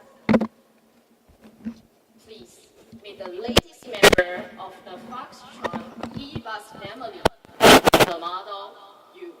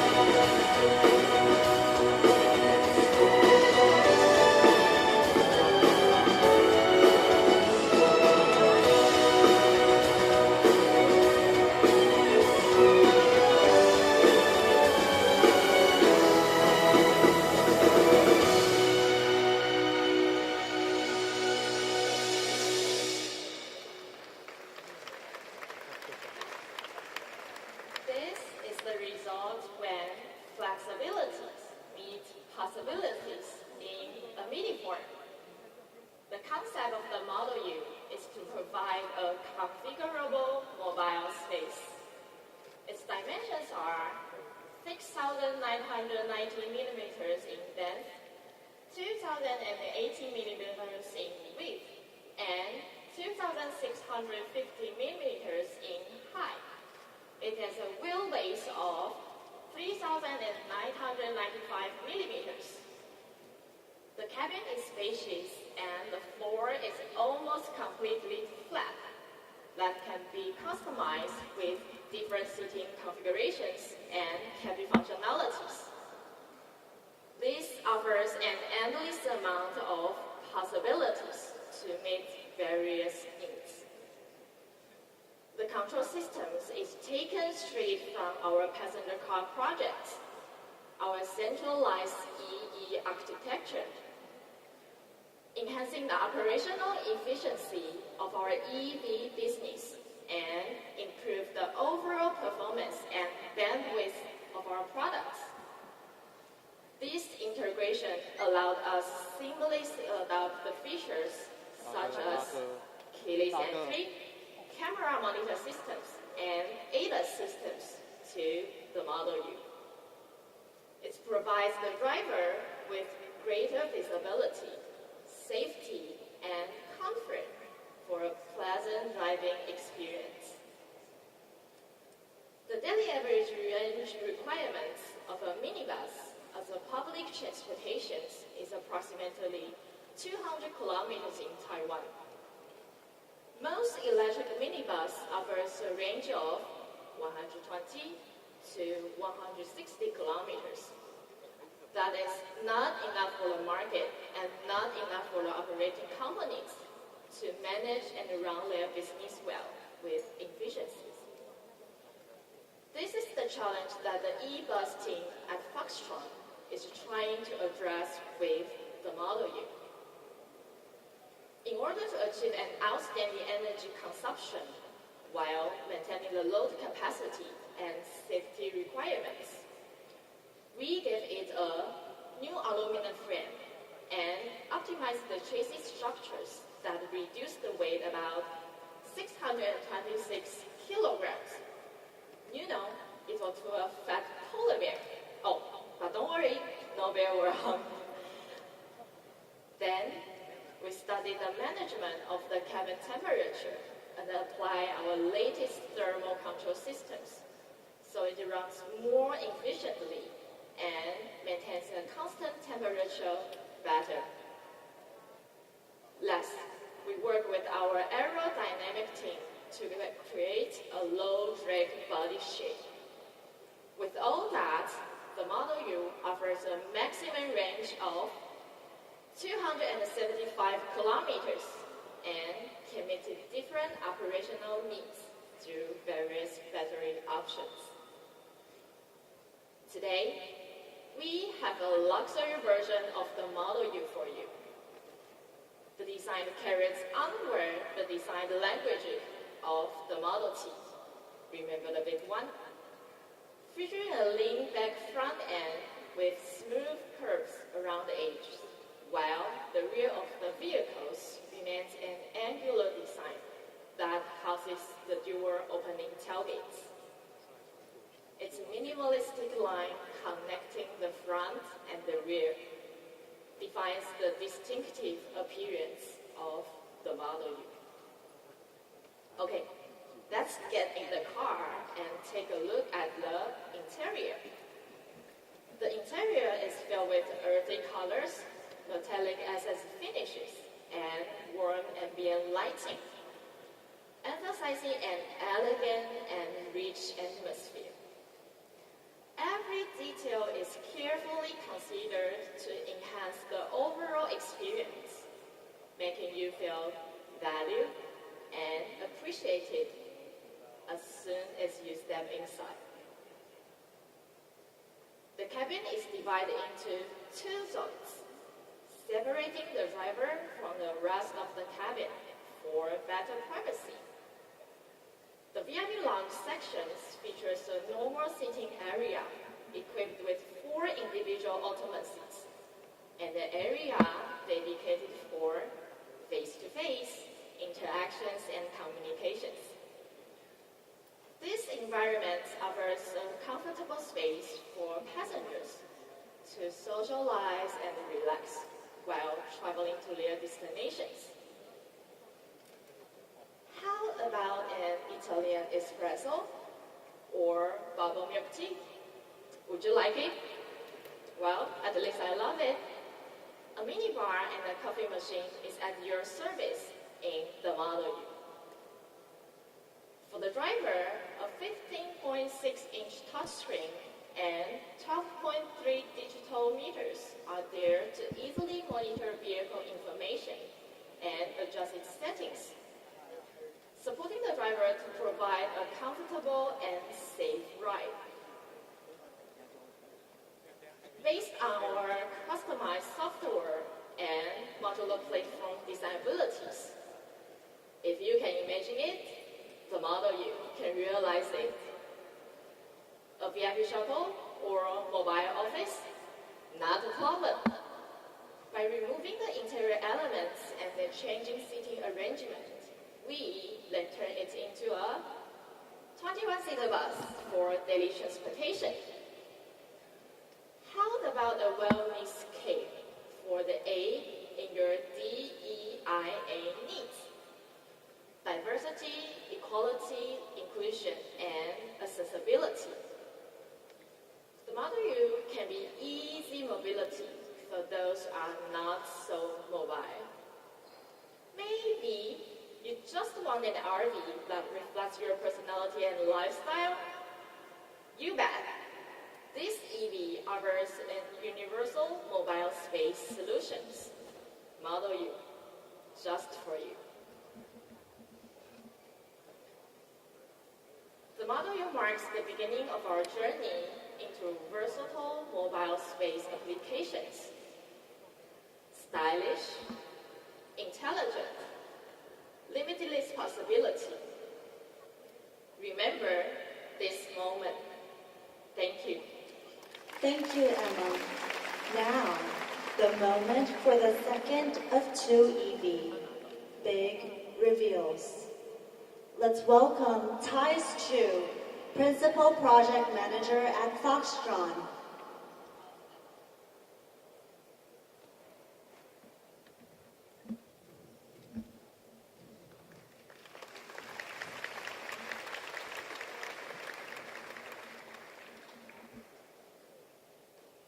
Good morning. It's now time, finally time, for the Model D to reveal itself.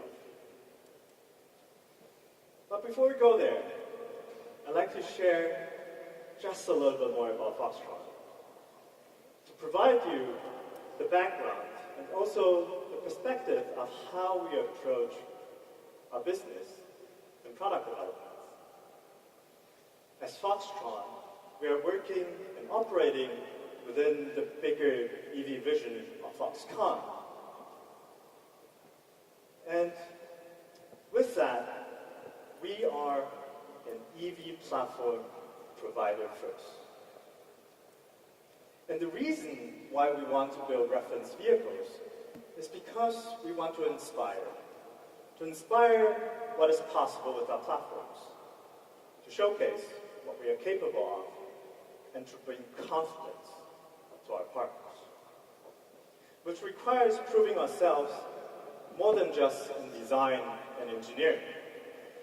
It extends into having robust peripheral functions such as marketing, supplier management, logistics, IT systems, after-sales support, and I can go on and on and on. But regardless of the requirements, the mission for Foxconn is very, very clear. We are here to provide EV solutions and to help the adaptation of EV cars. So, with this year's reference vehicle, it marks the 4th passenger vehicle that we are working on. And with every year, we accumulate findings and lessons learned that we apply to current projects to improve ourselves. That is especially true for this year, because the Model D is utilizing our next generation platform that takes the products to the next level. With a new platform, it comes with better specifications and new technologies, of course. But it really is the user experience that we care about the most, where we spend a tremendous amount of time filtering out the most meaningful content for the vehicle and to figure out how to design the human-machine interaction. So, what do we care about a D-segment vehicle? That is, honestly speaking, a difficult question to answer, because a D-segment vehicle has so many different purposes, so many different meanings, to so many different people. But for us, we believe to be able to move in comfort, having enough space to handle your dailies, to feel safe and at ease when you're traveling. And on top of that, to become the gateway to unforgettable memories sounds like a very good combination for us. So ladies and gentlemen, please welcome Model D. From life's first spark, new worlds ignite. The world moves unseen, silence serene. In every step, a chance to learn. Beyond the limits of space and time. We lead the way, guiding each new day.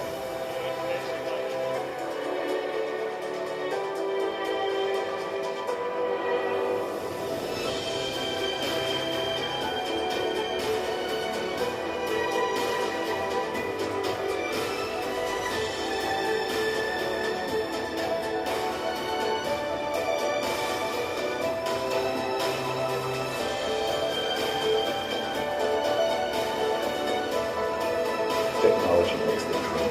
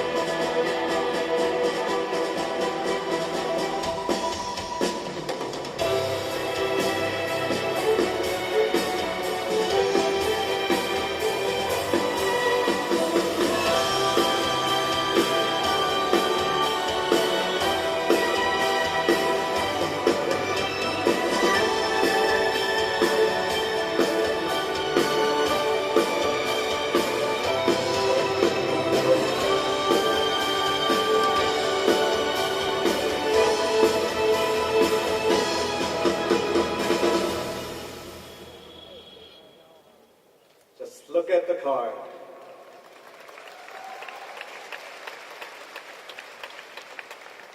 All right, let's start with the obvious. When we visually designed the Model D, we took inspiration of the distinctive light bar design which we first introduced on the Model E.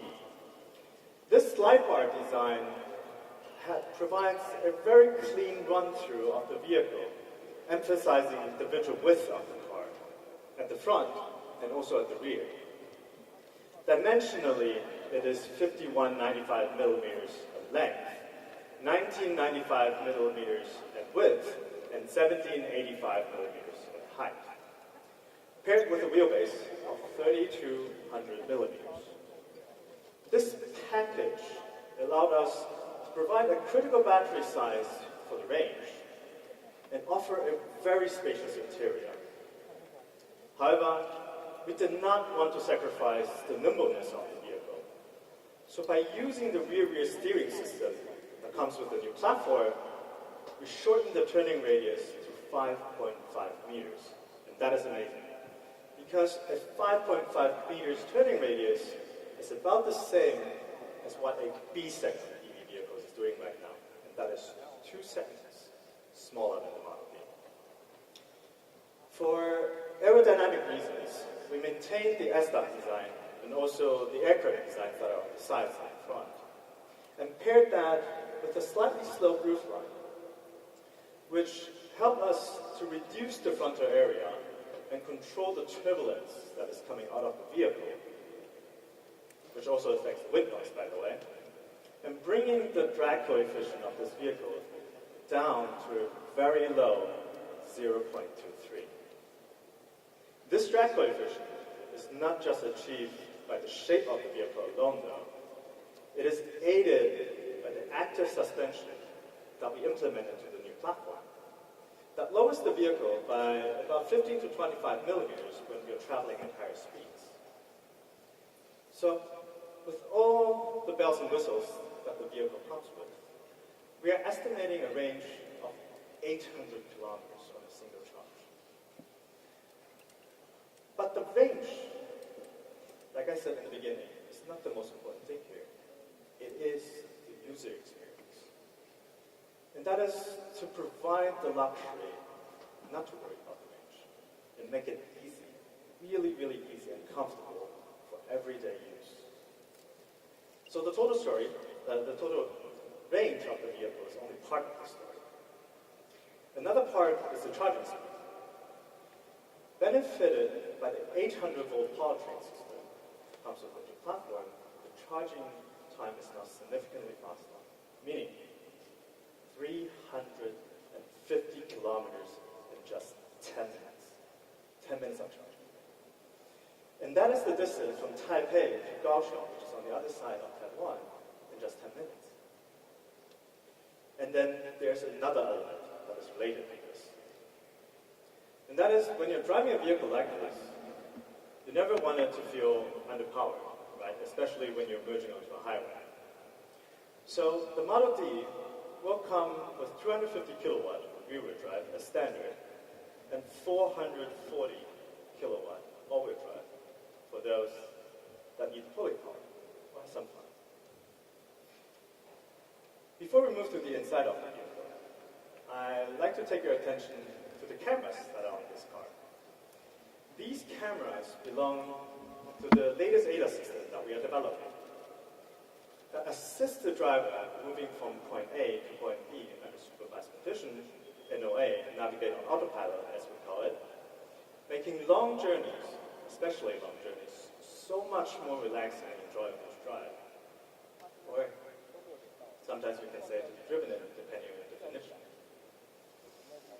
So, as the door opens and getting ready for us to step inside, the vehicle drops to its minimum height again, which is another function that is related to our active suspension. Once you're inside the vehicle, you'll quickly realize that we developed a whole new user interface. This UI, crucially, includes the new connected app control function, meaning the possibility to pair personal devices to the vehicle and interact with it through those. It's a little bit like bringing your own tech to the vehicle, and that is especially useful for the people sitting in the rear. That, of course, includes functions such as digital keys, stored vehicle settings, preferences, music control, AC control, seats adjustment, seat ventilation, navigation. I could go on and on and on. The list is very long. But the list doesn't stop here, and probably will never stop. Because new functions can always be added on later through the OTA service that is available with this platform.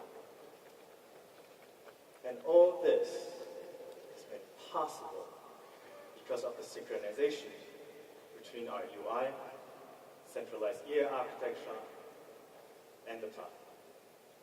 And again, it's all about building up to the user experience that we like to offer. Last, but not least of this vehicle are the seats. The Model D will come with different seats later and different configurations. But these luxurious second-row seats are part of our 33-speaker sound package, allowing for a very relaxed riding position with the legs up and the backrest all the way down. It makes you feel like you're almost floating with zero gravity. And that is something we call traveling in comfort and style. As for the third row, we understand that there are times where you need the cargo space, more than the 7 seats. So they can be folded away, creating a full capacity of 1,130 liters, like you see here. And that is the Model D, for now. With the developments that we'll still go through, we urge ourselves to make it a product that is as much as possible focused on the user. Because the Model D stands for a dedication of the entire Foxconn family to excellence. And with that, I thank you all for listening today. Thank you, Twice, and all of our morning speakers. Let us now invite back to the stage Foxconn Chairman Young Liu to wrap up the morning session.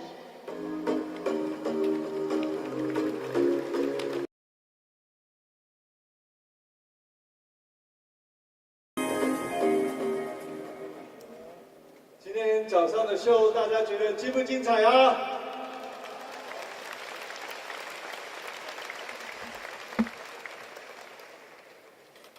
I think for the closing remark, I'm going to speak in Mandarin.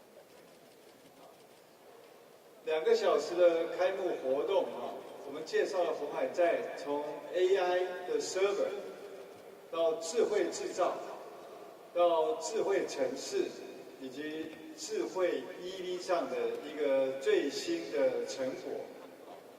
在开场的 AI 的对谈中呢，我们 分享了鸿海和 Nvidia 如何在携手来推动 AI 技术的进步上，加速了下一次的这个工业的革命。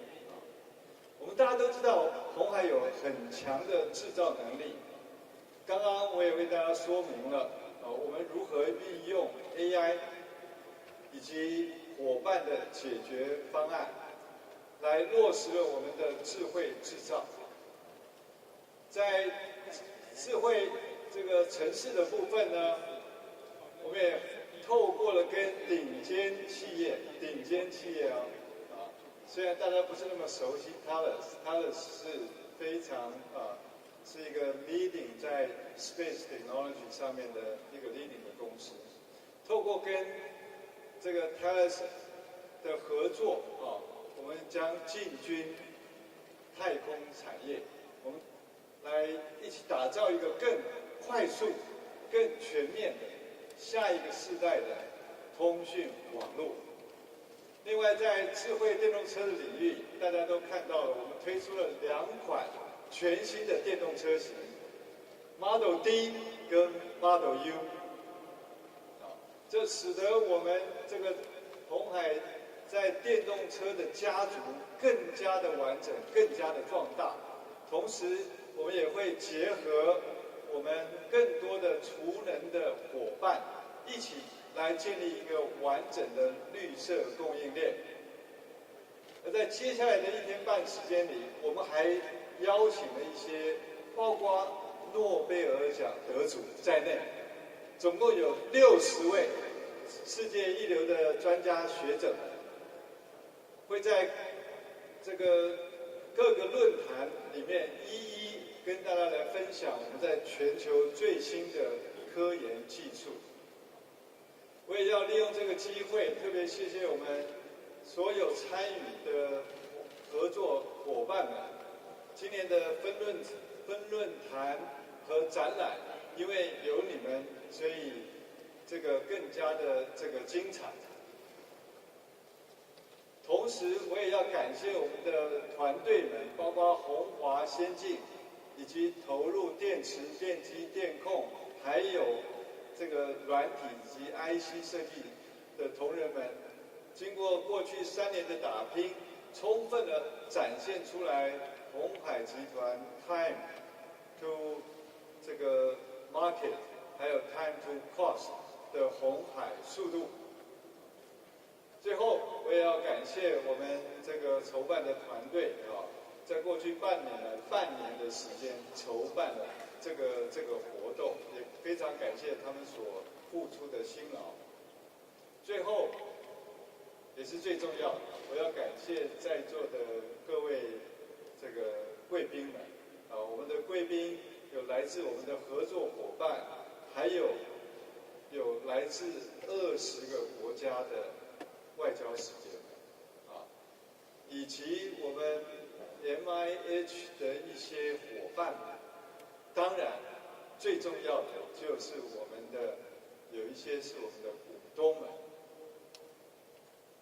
谢谢你们来参加我们的鸿海科技日，来见证我们台湾在科技发展上面的一些努力的一些成果。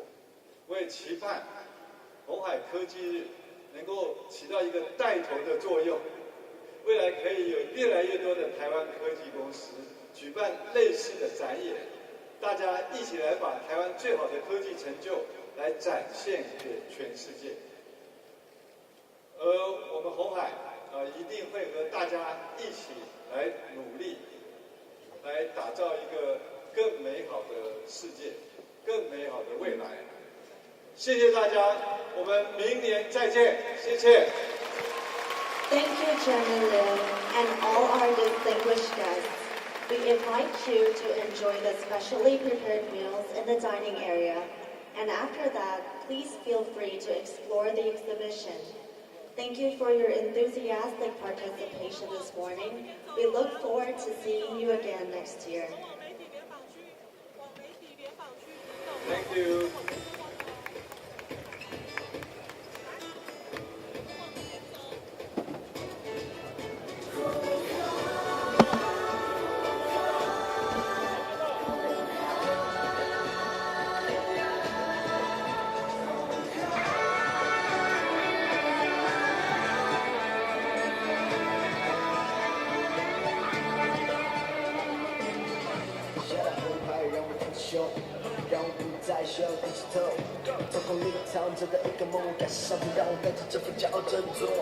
Been a long time, haven't no tone. Been a long time, 这么做。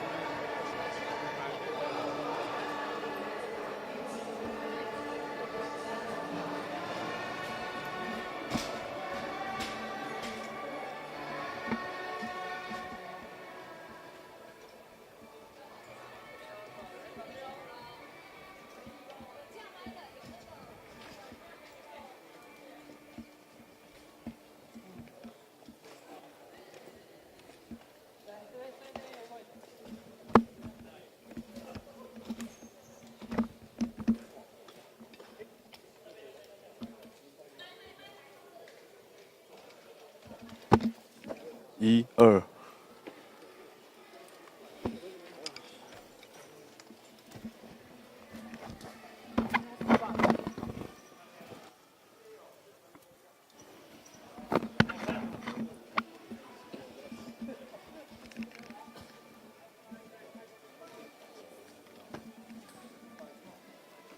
这可以放，两个都可以放吗？都可以放。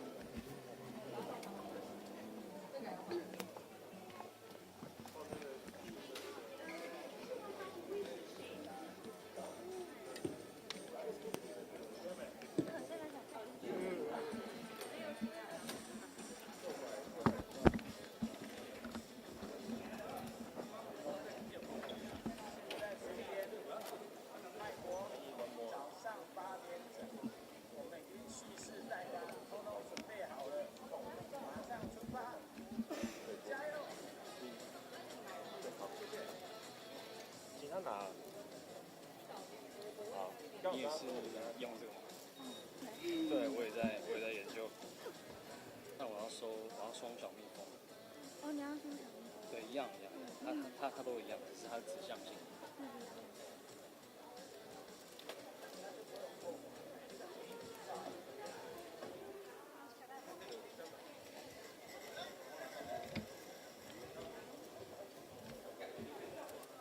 我觉得我们在创造奇迹。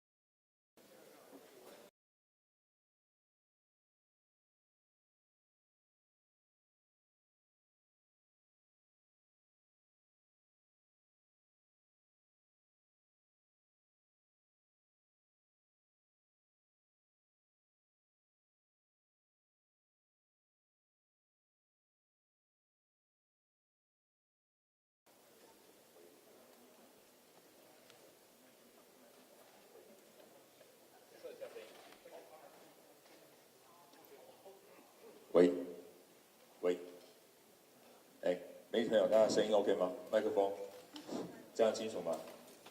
测试123，123。好，谢谢大家。接下来这一场完之后，可能要在里面的布置还有很多的展区的内容，欢迎大家过去参观，可以吗 ？OK 哈。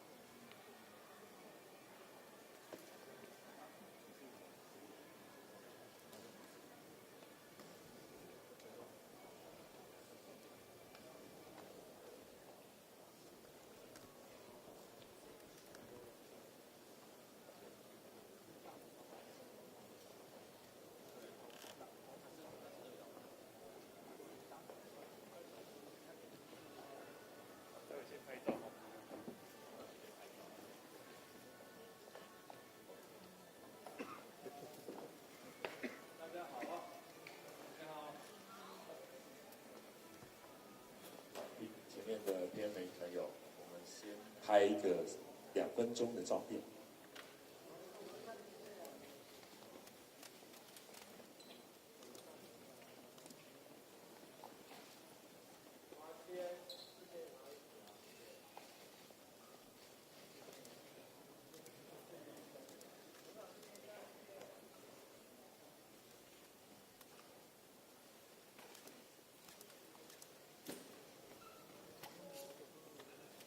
好 ，OK 了吗？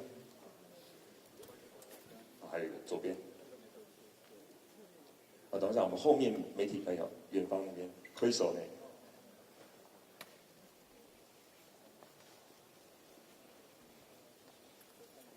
好，那谢谢各位媒体朋友今天参加今年的鸿海科技。那我们接下来开始我们媒体联访的时间，大概是30分钟。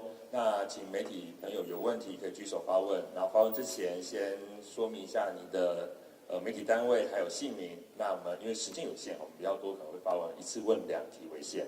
好，我们第一个问题，龙峰，第一个举手。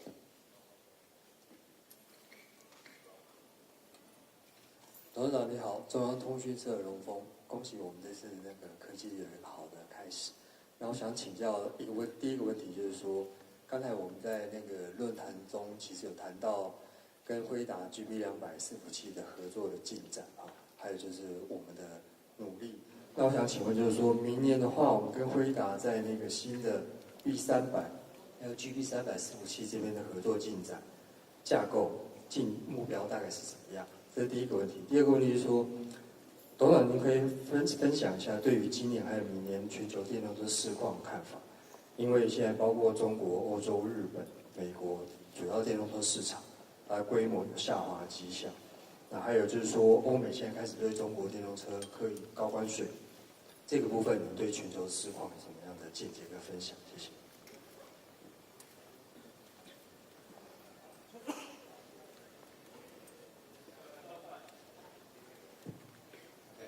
好，谢谢荣峰。这样，针对第一个问题啊，因为那个有关于新产品的部分，还是要请这个 Nvidia 来跟大家说明。但是我在这边要跟大家说明的就是，我想在鸿海在垂直整合的部分啊，垂直整合的部分，如果以 GB200 来讲，除了 GPU、CPU 之外，那个或是那个 semiconductor 之外，大概我们的整合能力，我们自己可以 provide 的 material 我们的或是我们的这个 components， 大概在介于80% 到90% 中间。所以我们垂直整合率是非常高的。那如果你们有空，大家去看一下，包括我们在这个水liquid cooling 的部分里面的 connectors， 从小的到中的到大90度弯曲的这种不同的连接的这个水路的连接器，都由鸿海自己制造。所以这个是跟您说明一下，在这样子的这个垂直整合能力之下，我相信这个系统的这种相关的厂商，他一定会跟我们会有非常密切的合作，还有必须这个在开发的时候呢，也会跟我们会有必须要密切的一起来共同来开发。大概我在这个300这边大概只能说到这里。至于在现在的 EV 的状况，跟我们当初预期的其实是非常接近的。这个时间呢，我觉得可能会 last 另外1到2年左右。那跟我们的预期为什么会很接近呢？我们那时候预期2件事。第一个预期的是，这个因为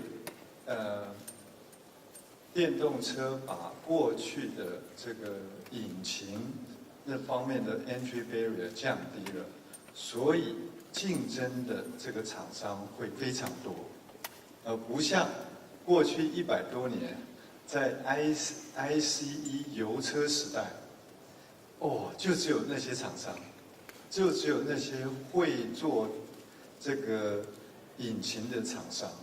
今天如果大家看看在中国的状况，还有其他国家的状况，哇，可能几百家都可以做 EV。那当这个竞争者变得非常多的时候，我们也有提过 time to market 跟 time to cost 会变得非常非常的重要。那要做到 time to market 跟 time to cost， 最终的结果一定是垂直分工，这是我们从 PC 还有手机上看到，不像是现在我们看到很多的这个过去很多的车厂自己拥有引擎制造厂，自己拥有整车的制造厂。我相信那个时代会过去，一定会变成说我拥有相关的技术，我拥有这个对市场的这样marketing 的能力，我拥有这个客户对我的信赖跟喜爱，但是他不必要拥有自己生产，因为自己生产那个相关的这个附加价值是相对低的对这个整车 OEM 来讲，所以这个是我们看到的。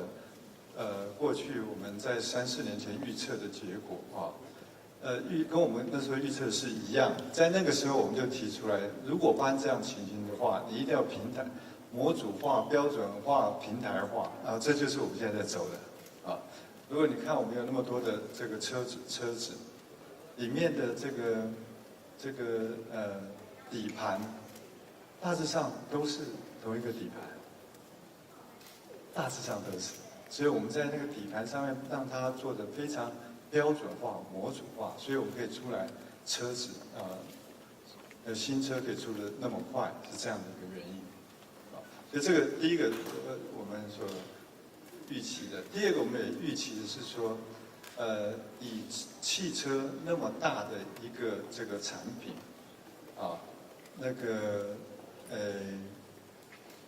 这个 regional manufacturing 是绝对是一个方向，它一定是会这个或是在当地区制造，或是在当地国家制造，所以我们也在这方面提前布局了好几个国家。所以刚刚提到或是有 tariff 或是那些东西，那些这个关税的壁垒，对于我们如果在当地制造的话，这只有好处，没有坏处。所以对我们来讲，其实跟我们预测的差不多。那我们觉得这个方向是正确的，那我们会持续朝这个方向来推动。好，女士。董事长你好，我是Nikkei Asia 的 Lolly。想要请问一下，因为刚刚其实在台上的时候，Benjamin有提到说，就是鸿海现在正在进行地球上最大的一个for GB200 的一个 facility， 但是他说他不方便说是在哪里。但是我想说，董事长应该可以帮我们稍微再 elaborate 一下，就是我们现在正在打造这个全世界最大这个for GB200 的这个location是怎么样，然后以及就是因为前阵子我们听到关于这个最复杂的这个系统有很多 supply chain 的 bottlenecks， 那现在进入到今年的最后一个季度了，是不是这些 supply chain 的 bottlenecks 或是 learning curve 是不是都已经一一的顺利的解决了呢？是不是开始要准备开始出货量产出货了呢？所以第一个问题，我想第一步后来在他接下来的讲话里面，其实有提到，有一个450公尺长的这个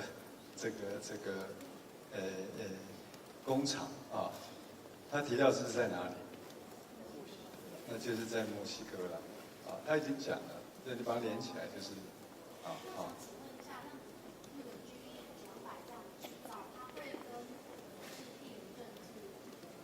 些关系吗？在 location 或是在一些capacity 的 expansion 的时候，会需要考量这样子的地缘政治的风险。这个部分我也觉得未来在 server 上面的制造你有听过 sovereignty AI？ 然后我也再提出来一个 sovereignty 的 server， 那是什么意思？这是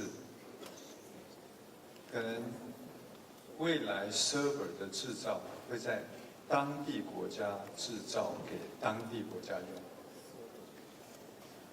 大概会。我们所看到的方向大概是朝这个方向在发展中，这样。因为如果这个 AI， 谈到 sovereignty 的 AI， 就是它里面有很多跟国家非常机密的这些相关的资讯在里面。那这些 AI 相关的软体跑在 AI 相关的 server。那个 server 那个 hardware， 它是不是也变得非常非常机密？也要确认它的 security。所以我觉得这两个这会是未来的方向，好不好？那第二个问题，supply chain bottleneck 是这样，就是刚我提到，鸿海大概在垂直整合里面，才是现在你看到。这个 server 供应商里面最完整的，所以对鸿海来讲，这个供应链的问题大致上就是我们自己的问题，那我们自己可以 control。那当然除了那些 IC components 之外啦，其实大部分都是我们自己可以努力的。那所以当大家都在谈供应链有问题的时候。我们并没有太大的感觉，这个跟你也说明一下。好，下一位。好，那欢迎。董事长好，金周刊刘焕言，请教董事长一个问题，就是我们今年第一季的法说，还有今年鸿华先进的股东会，您都有提到我们今年对于日本潜在客户的一些进度。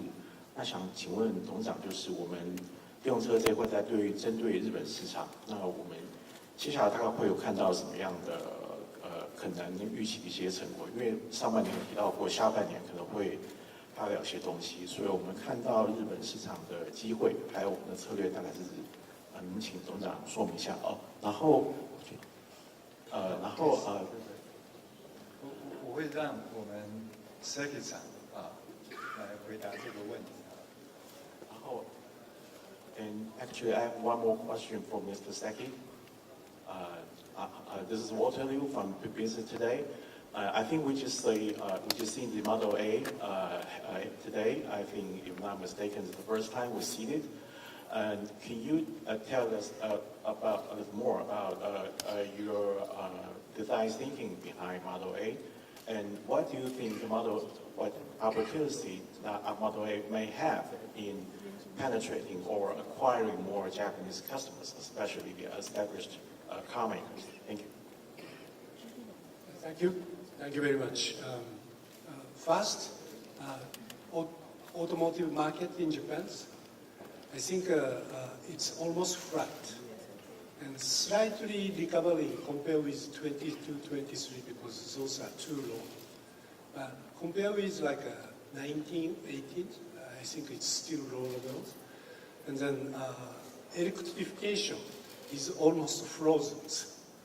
So we are very motivated to stimulate the Japan EV market. That's a Japan market. And come back to your second question, Model A. Thank you very much for asking Model A. Model A, this is between B and C segment MPVs. And then we are using a Model B platforms. So when we say B segment, vehicle width is very large. And then we determined to move ahead for this car like May. So we brought that car by 4 months. By the way, Model U, we determined go ahead in February. So Foxconn brought moving Model U by 7 months, very, very fast. But, we have a value to bring those in this conference very early because we don't do B2C. We are doing B2B. So we don't have so much sensitivity of the freshness of model. Rather, we stick freshness of models and then keep our insight. I prefer to bring a public stage to bring a more customer who want to use those cars. That's why we brought. And then we are, many people already knocking our door. They are interested in Model 8. The typical usage is family car. And then currently what we brought is two-row. We're going to extend length to put the third rows. And then, one of the characteristics of that car is we can make some height change without changing A-pillars. So we can use that car for taxis or last 1 mile deliveries. There are so many users, not only Japan, Taiwan, but also Southeast Asia. That's what we are looking for. By the way, some of you watched a video from Sharp. It's LDK Plus. That car is base Model A. We will extend that car, and then we want to provide, bring into some sharpness, sharp thick technology into that car, and stimulate more in Japan market. 好，那下一位，老肖。董事长你好，我是经济日报军辉，想问一下，因为近期那个 N7有推那个长续航版，然后3天之内那个订单有达到1000张，反应相当不错。然后，但是有些人认为说是买早了，因为长续航版的那个 CP 值比较高。那另外还有是北美市场，你刚刚有看到那个新的 Model C 出来，可以跟我们分享一下在北美市场明年的一些的目标，或者它的品牌客户在电动车方面。那还有一个就是在论坛上有个 Bill Gates 有个那个洁净能源，鸿海有一些合作，可以跟我们分享一下大约是什么样的方向或者内容吗？谢谢。好，那个针对于Model C 的长程版所大家的一些这不同的想法还有在这个美国项的新车的状况，这个呢，我要跟大家再重申一下，我们并不是传统车厂，我们做的是一个平台，是一个 reference design。好，那这个 reference design， 我的客户也就是车厂，就品牌车厂，他可以拿着我们的这个设计，完全不改就去贴他的牌子，这是一种方式。然后他也可以做一些小幅的修改，这是第二种方式。他也可以去做很大幅度的修改，但是不能去修改到底盘的部分。好，那这个是这3种不同的修改的模式。那我们看到，这个 Luxion 它就是第一个模式，就完全不动。好，那个北美的这个部分，它做了2层的修改。所以它长得不太一样，但是因为它用了我们大概这个7、8成现有的设计，所以它可以很快就出来。好，那这是北美的这个客户的情况。那至于说，只用底盘的这个来设计车子的这个客户是谁呢？就像是刚刚讲的 Model A。或是 Sharp 它可以基于我们的底盘去做一个完全长相不一样的东西，所以这就是我们 CDMS 它 disruptive 的地方。那所以当你们去思考鸿海在做什么的时候，我们 announce 的都是一个 reference design。这个车子如果没有这个品牌客户愿意去用，它就不会在市面上。好，所以用这个听完这个解释之后，就有关于这个车子在市面上怎么卖，客户他对这个有什么样在卖上面有什么不同的抱怨，那都是我们客户他的 responsibility， 因为他要去做这个决定。好，就像北美现在为什么长这个样，是他的决定啊。那为什么在这个 Luxion 长那个样子，这是他的决定。然后他要怎么卖，什么时候推出，卖多少钱，这是他的决定。啊，所以在这方面，我首先跟你说明一下，好不好？这样的希望间接回答你说，哦，那些问题啊，请你去问那些我们的客户，他会更清楚，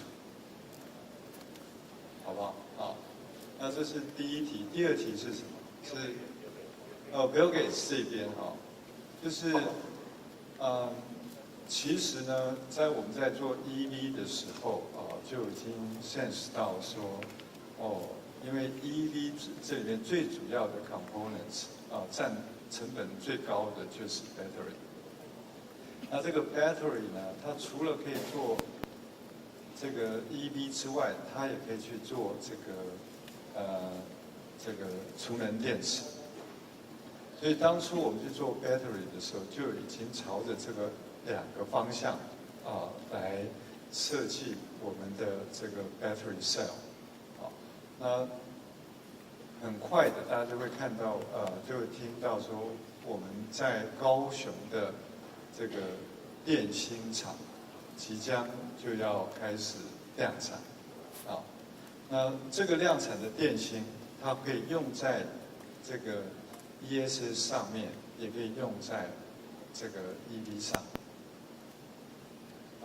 所以这些如果用在 ESS 上面，就跟 energy 就强相关；如果用在车子上面，它跟这个 energy 就弱相关。它弱相关是说，它可能在车上在需要的时候，它可以暂时变成 energy，就是我们在跟 One 合作的那个领域里面。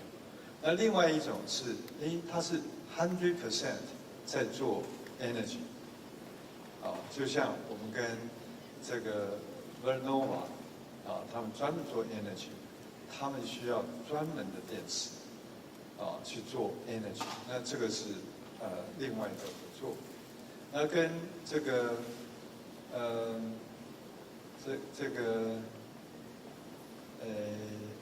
Bill Gates 的这个 venture 这边就是跟他们一起来合作，来推动如何这个 convert 到 new energy，help 这个 industry 去 convert 到 new energy。那他们的这个理念就大致上就是说，你不能口号式的去讲 green， 你必须要有一个 business model， 那个 business model 要能够赚到足够多的钱，然后去做 green， 需要有这样子的一个配合，才可以 sustain 做 green。那鸿海是一个在这个 business 上面是可以让它这个理念可以 commercialize 一个很重要的 partner， 所以我会在这方面会跟他们合作，所以大致上是这样的一个合作的方向。好，因为时间最后就一题呢，非常好，女士优先。董事长好，我是非凡新闻杨和，想请问您对第4季展望，还有对华人是说 Blackwell 需求很疯狂怎么看？谢谢。第4季的展望，我想我们在那个9月的营收公布的时候就有讲，我们第4季看起来还是 strong， 特别 strong。至于说这个 Blackwell 这边就像这个Jensen 讲的，就是 crazy，the demand crazy 啊，所以就看这个整个从Jensen 的角度来看，他要怎么样来这个在供需上他要怎么做啊？那他就会影响到我们怎么去要有多大的这个capacity 来提供给他看到的需求。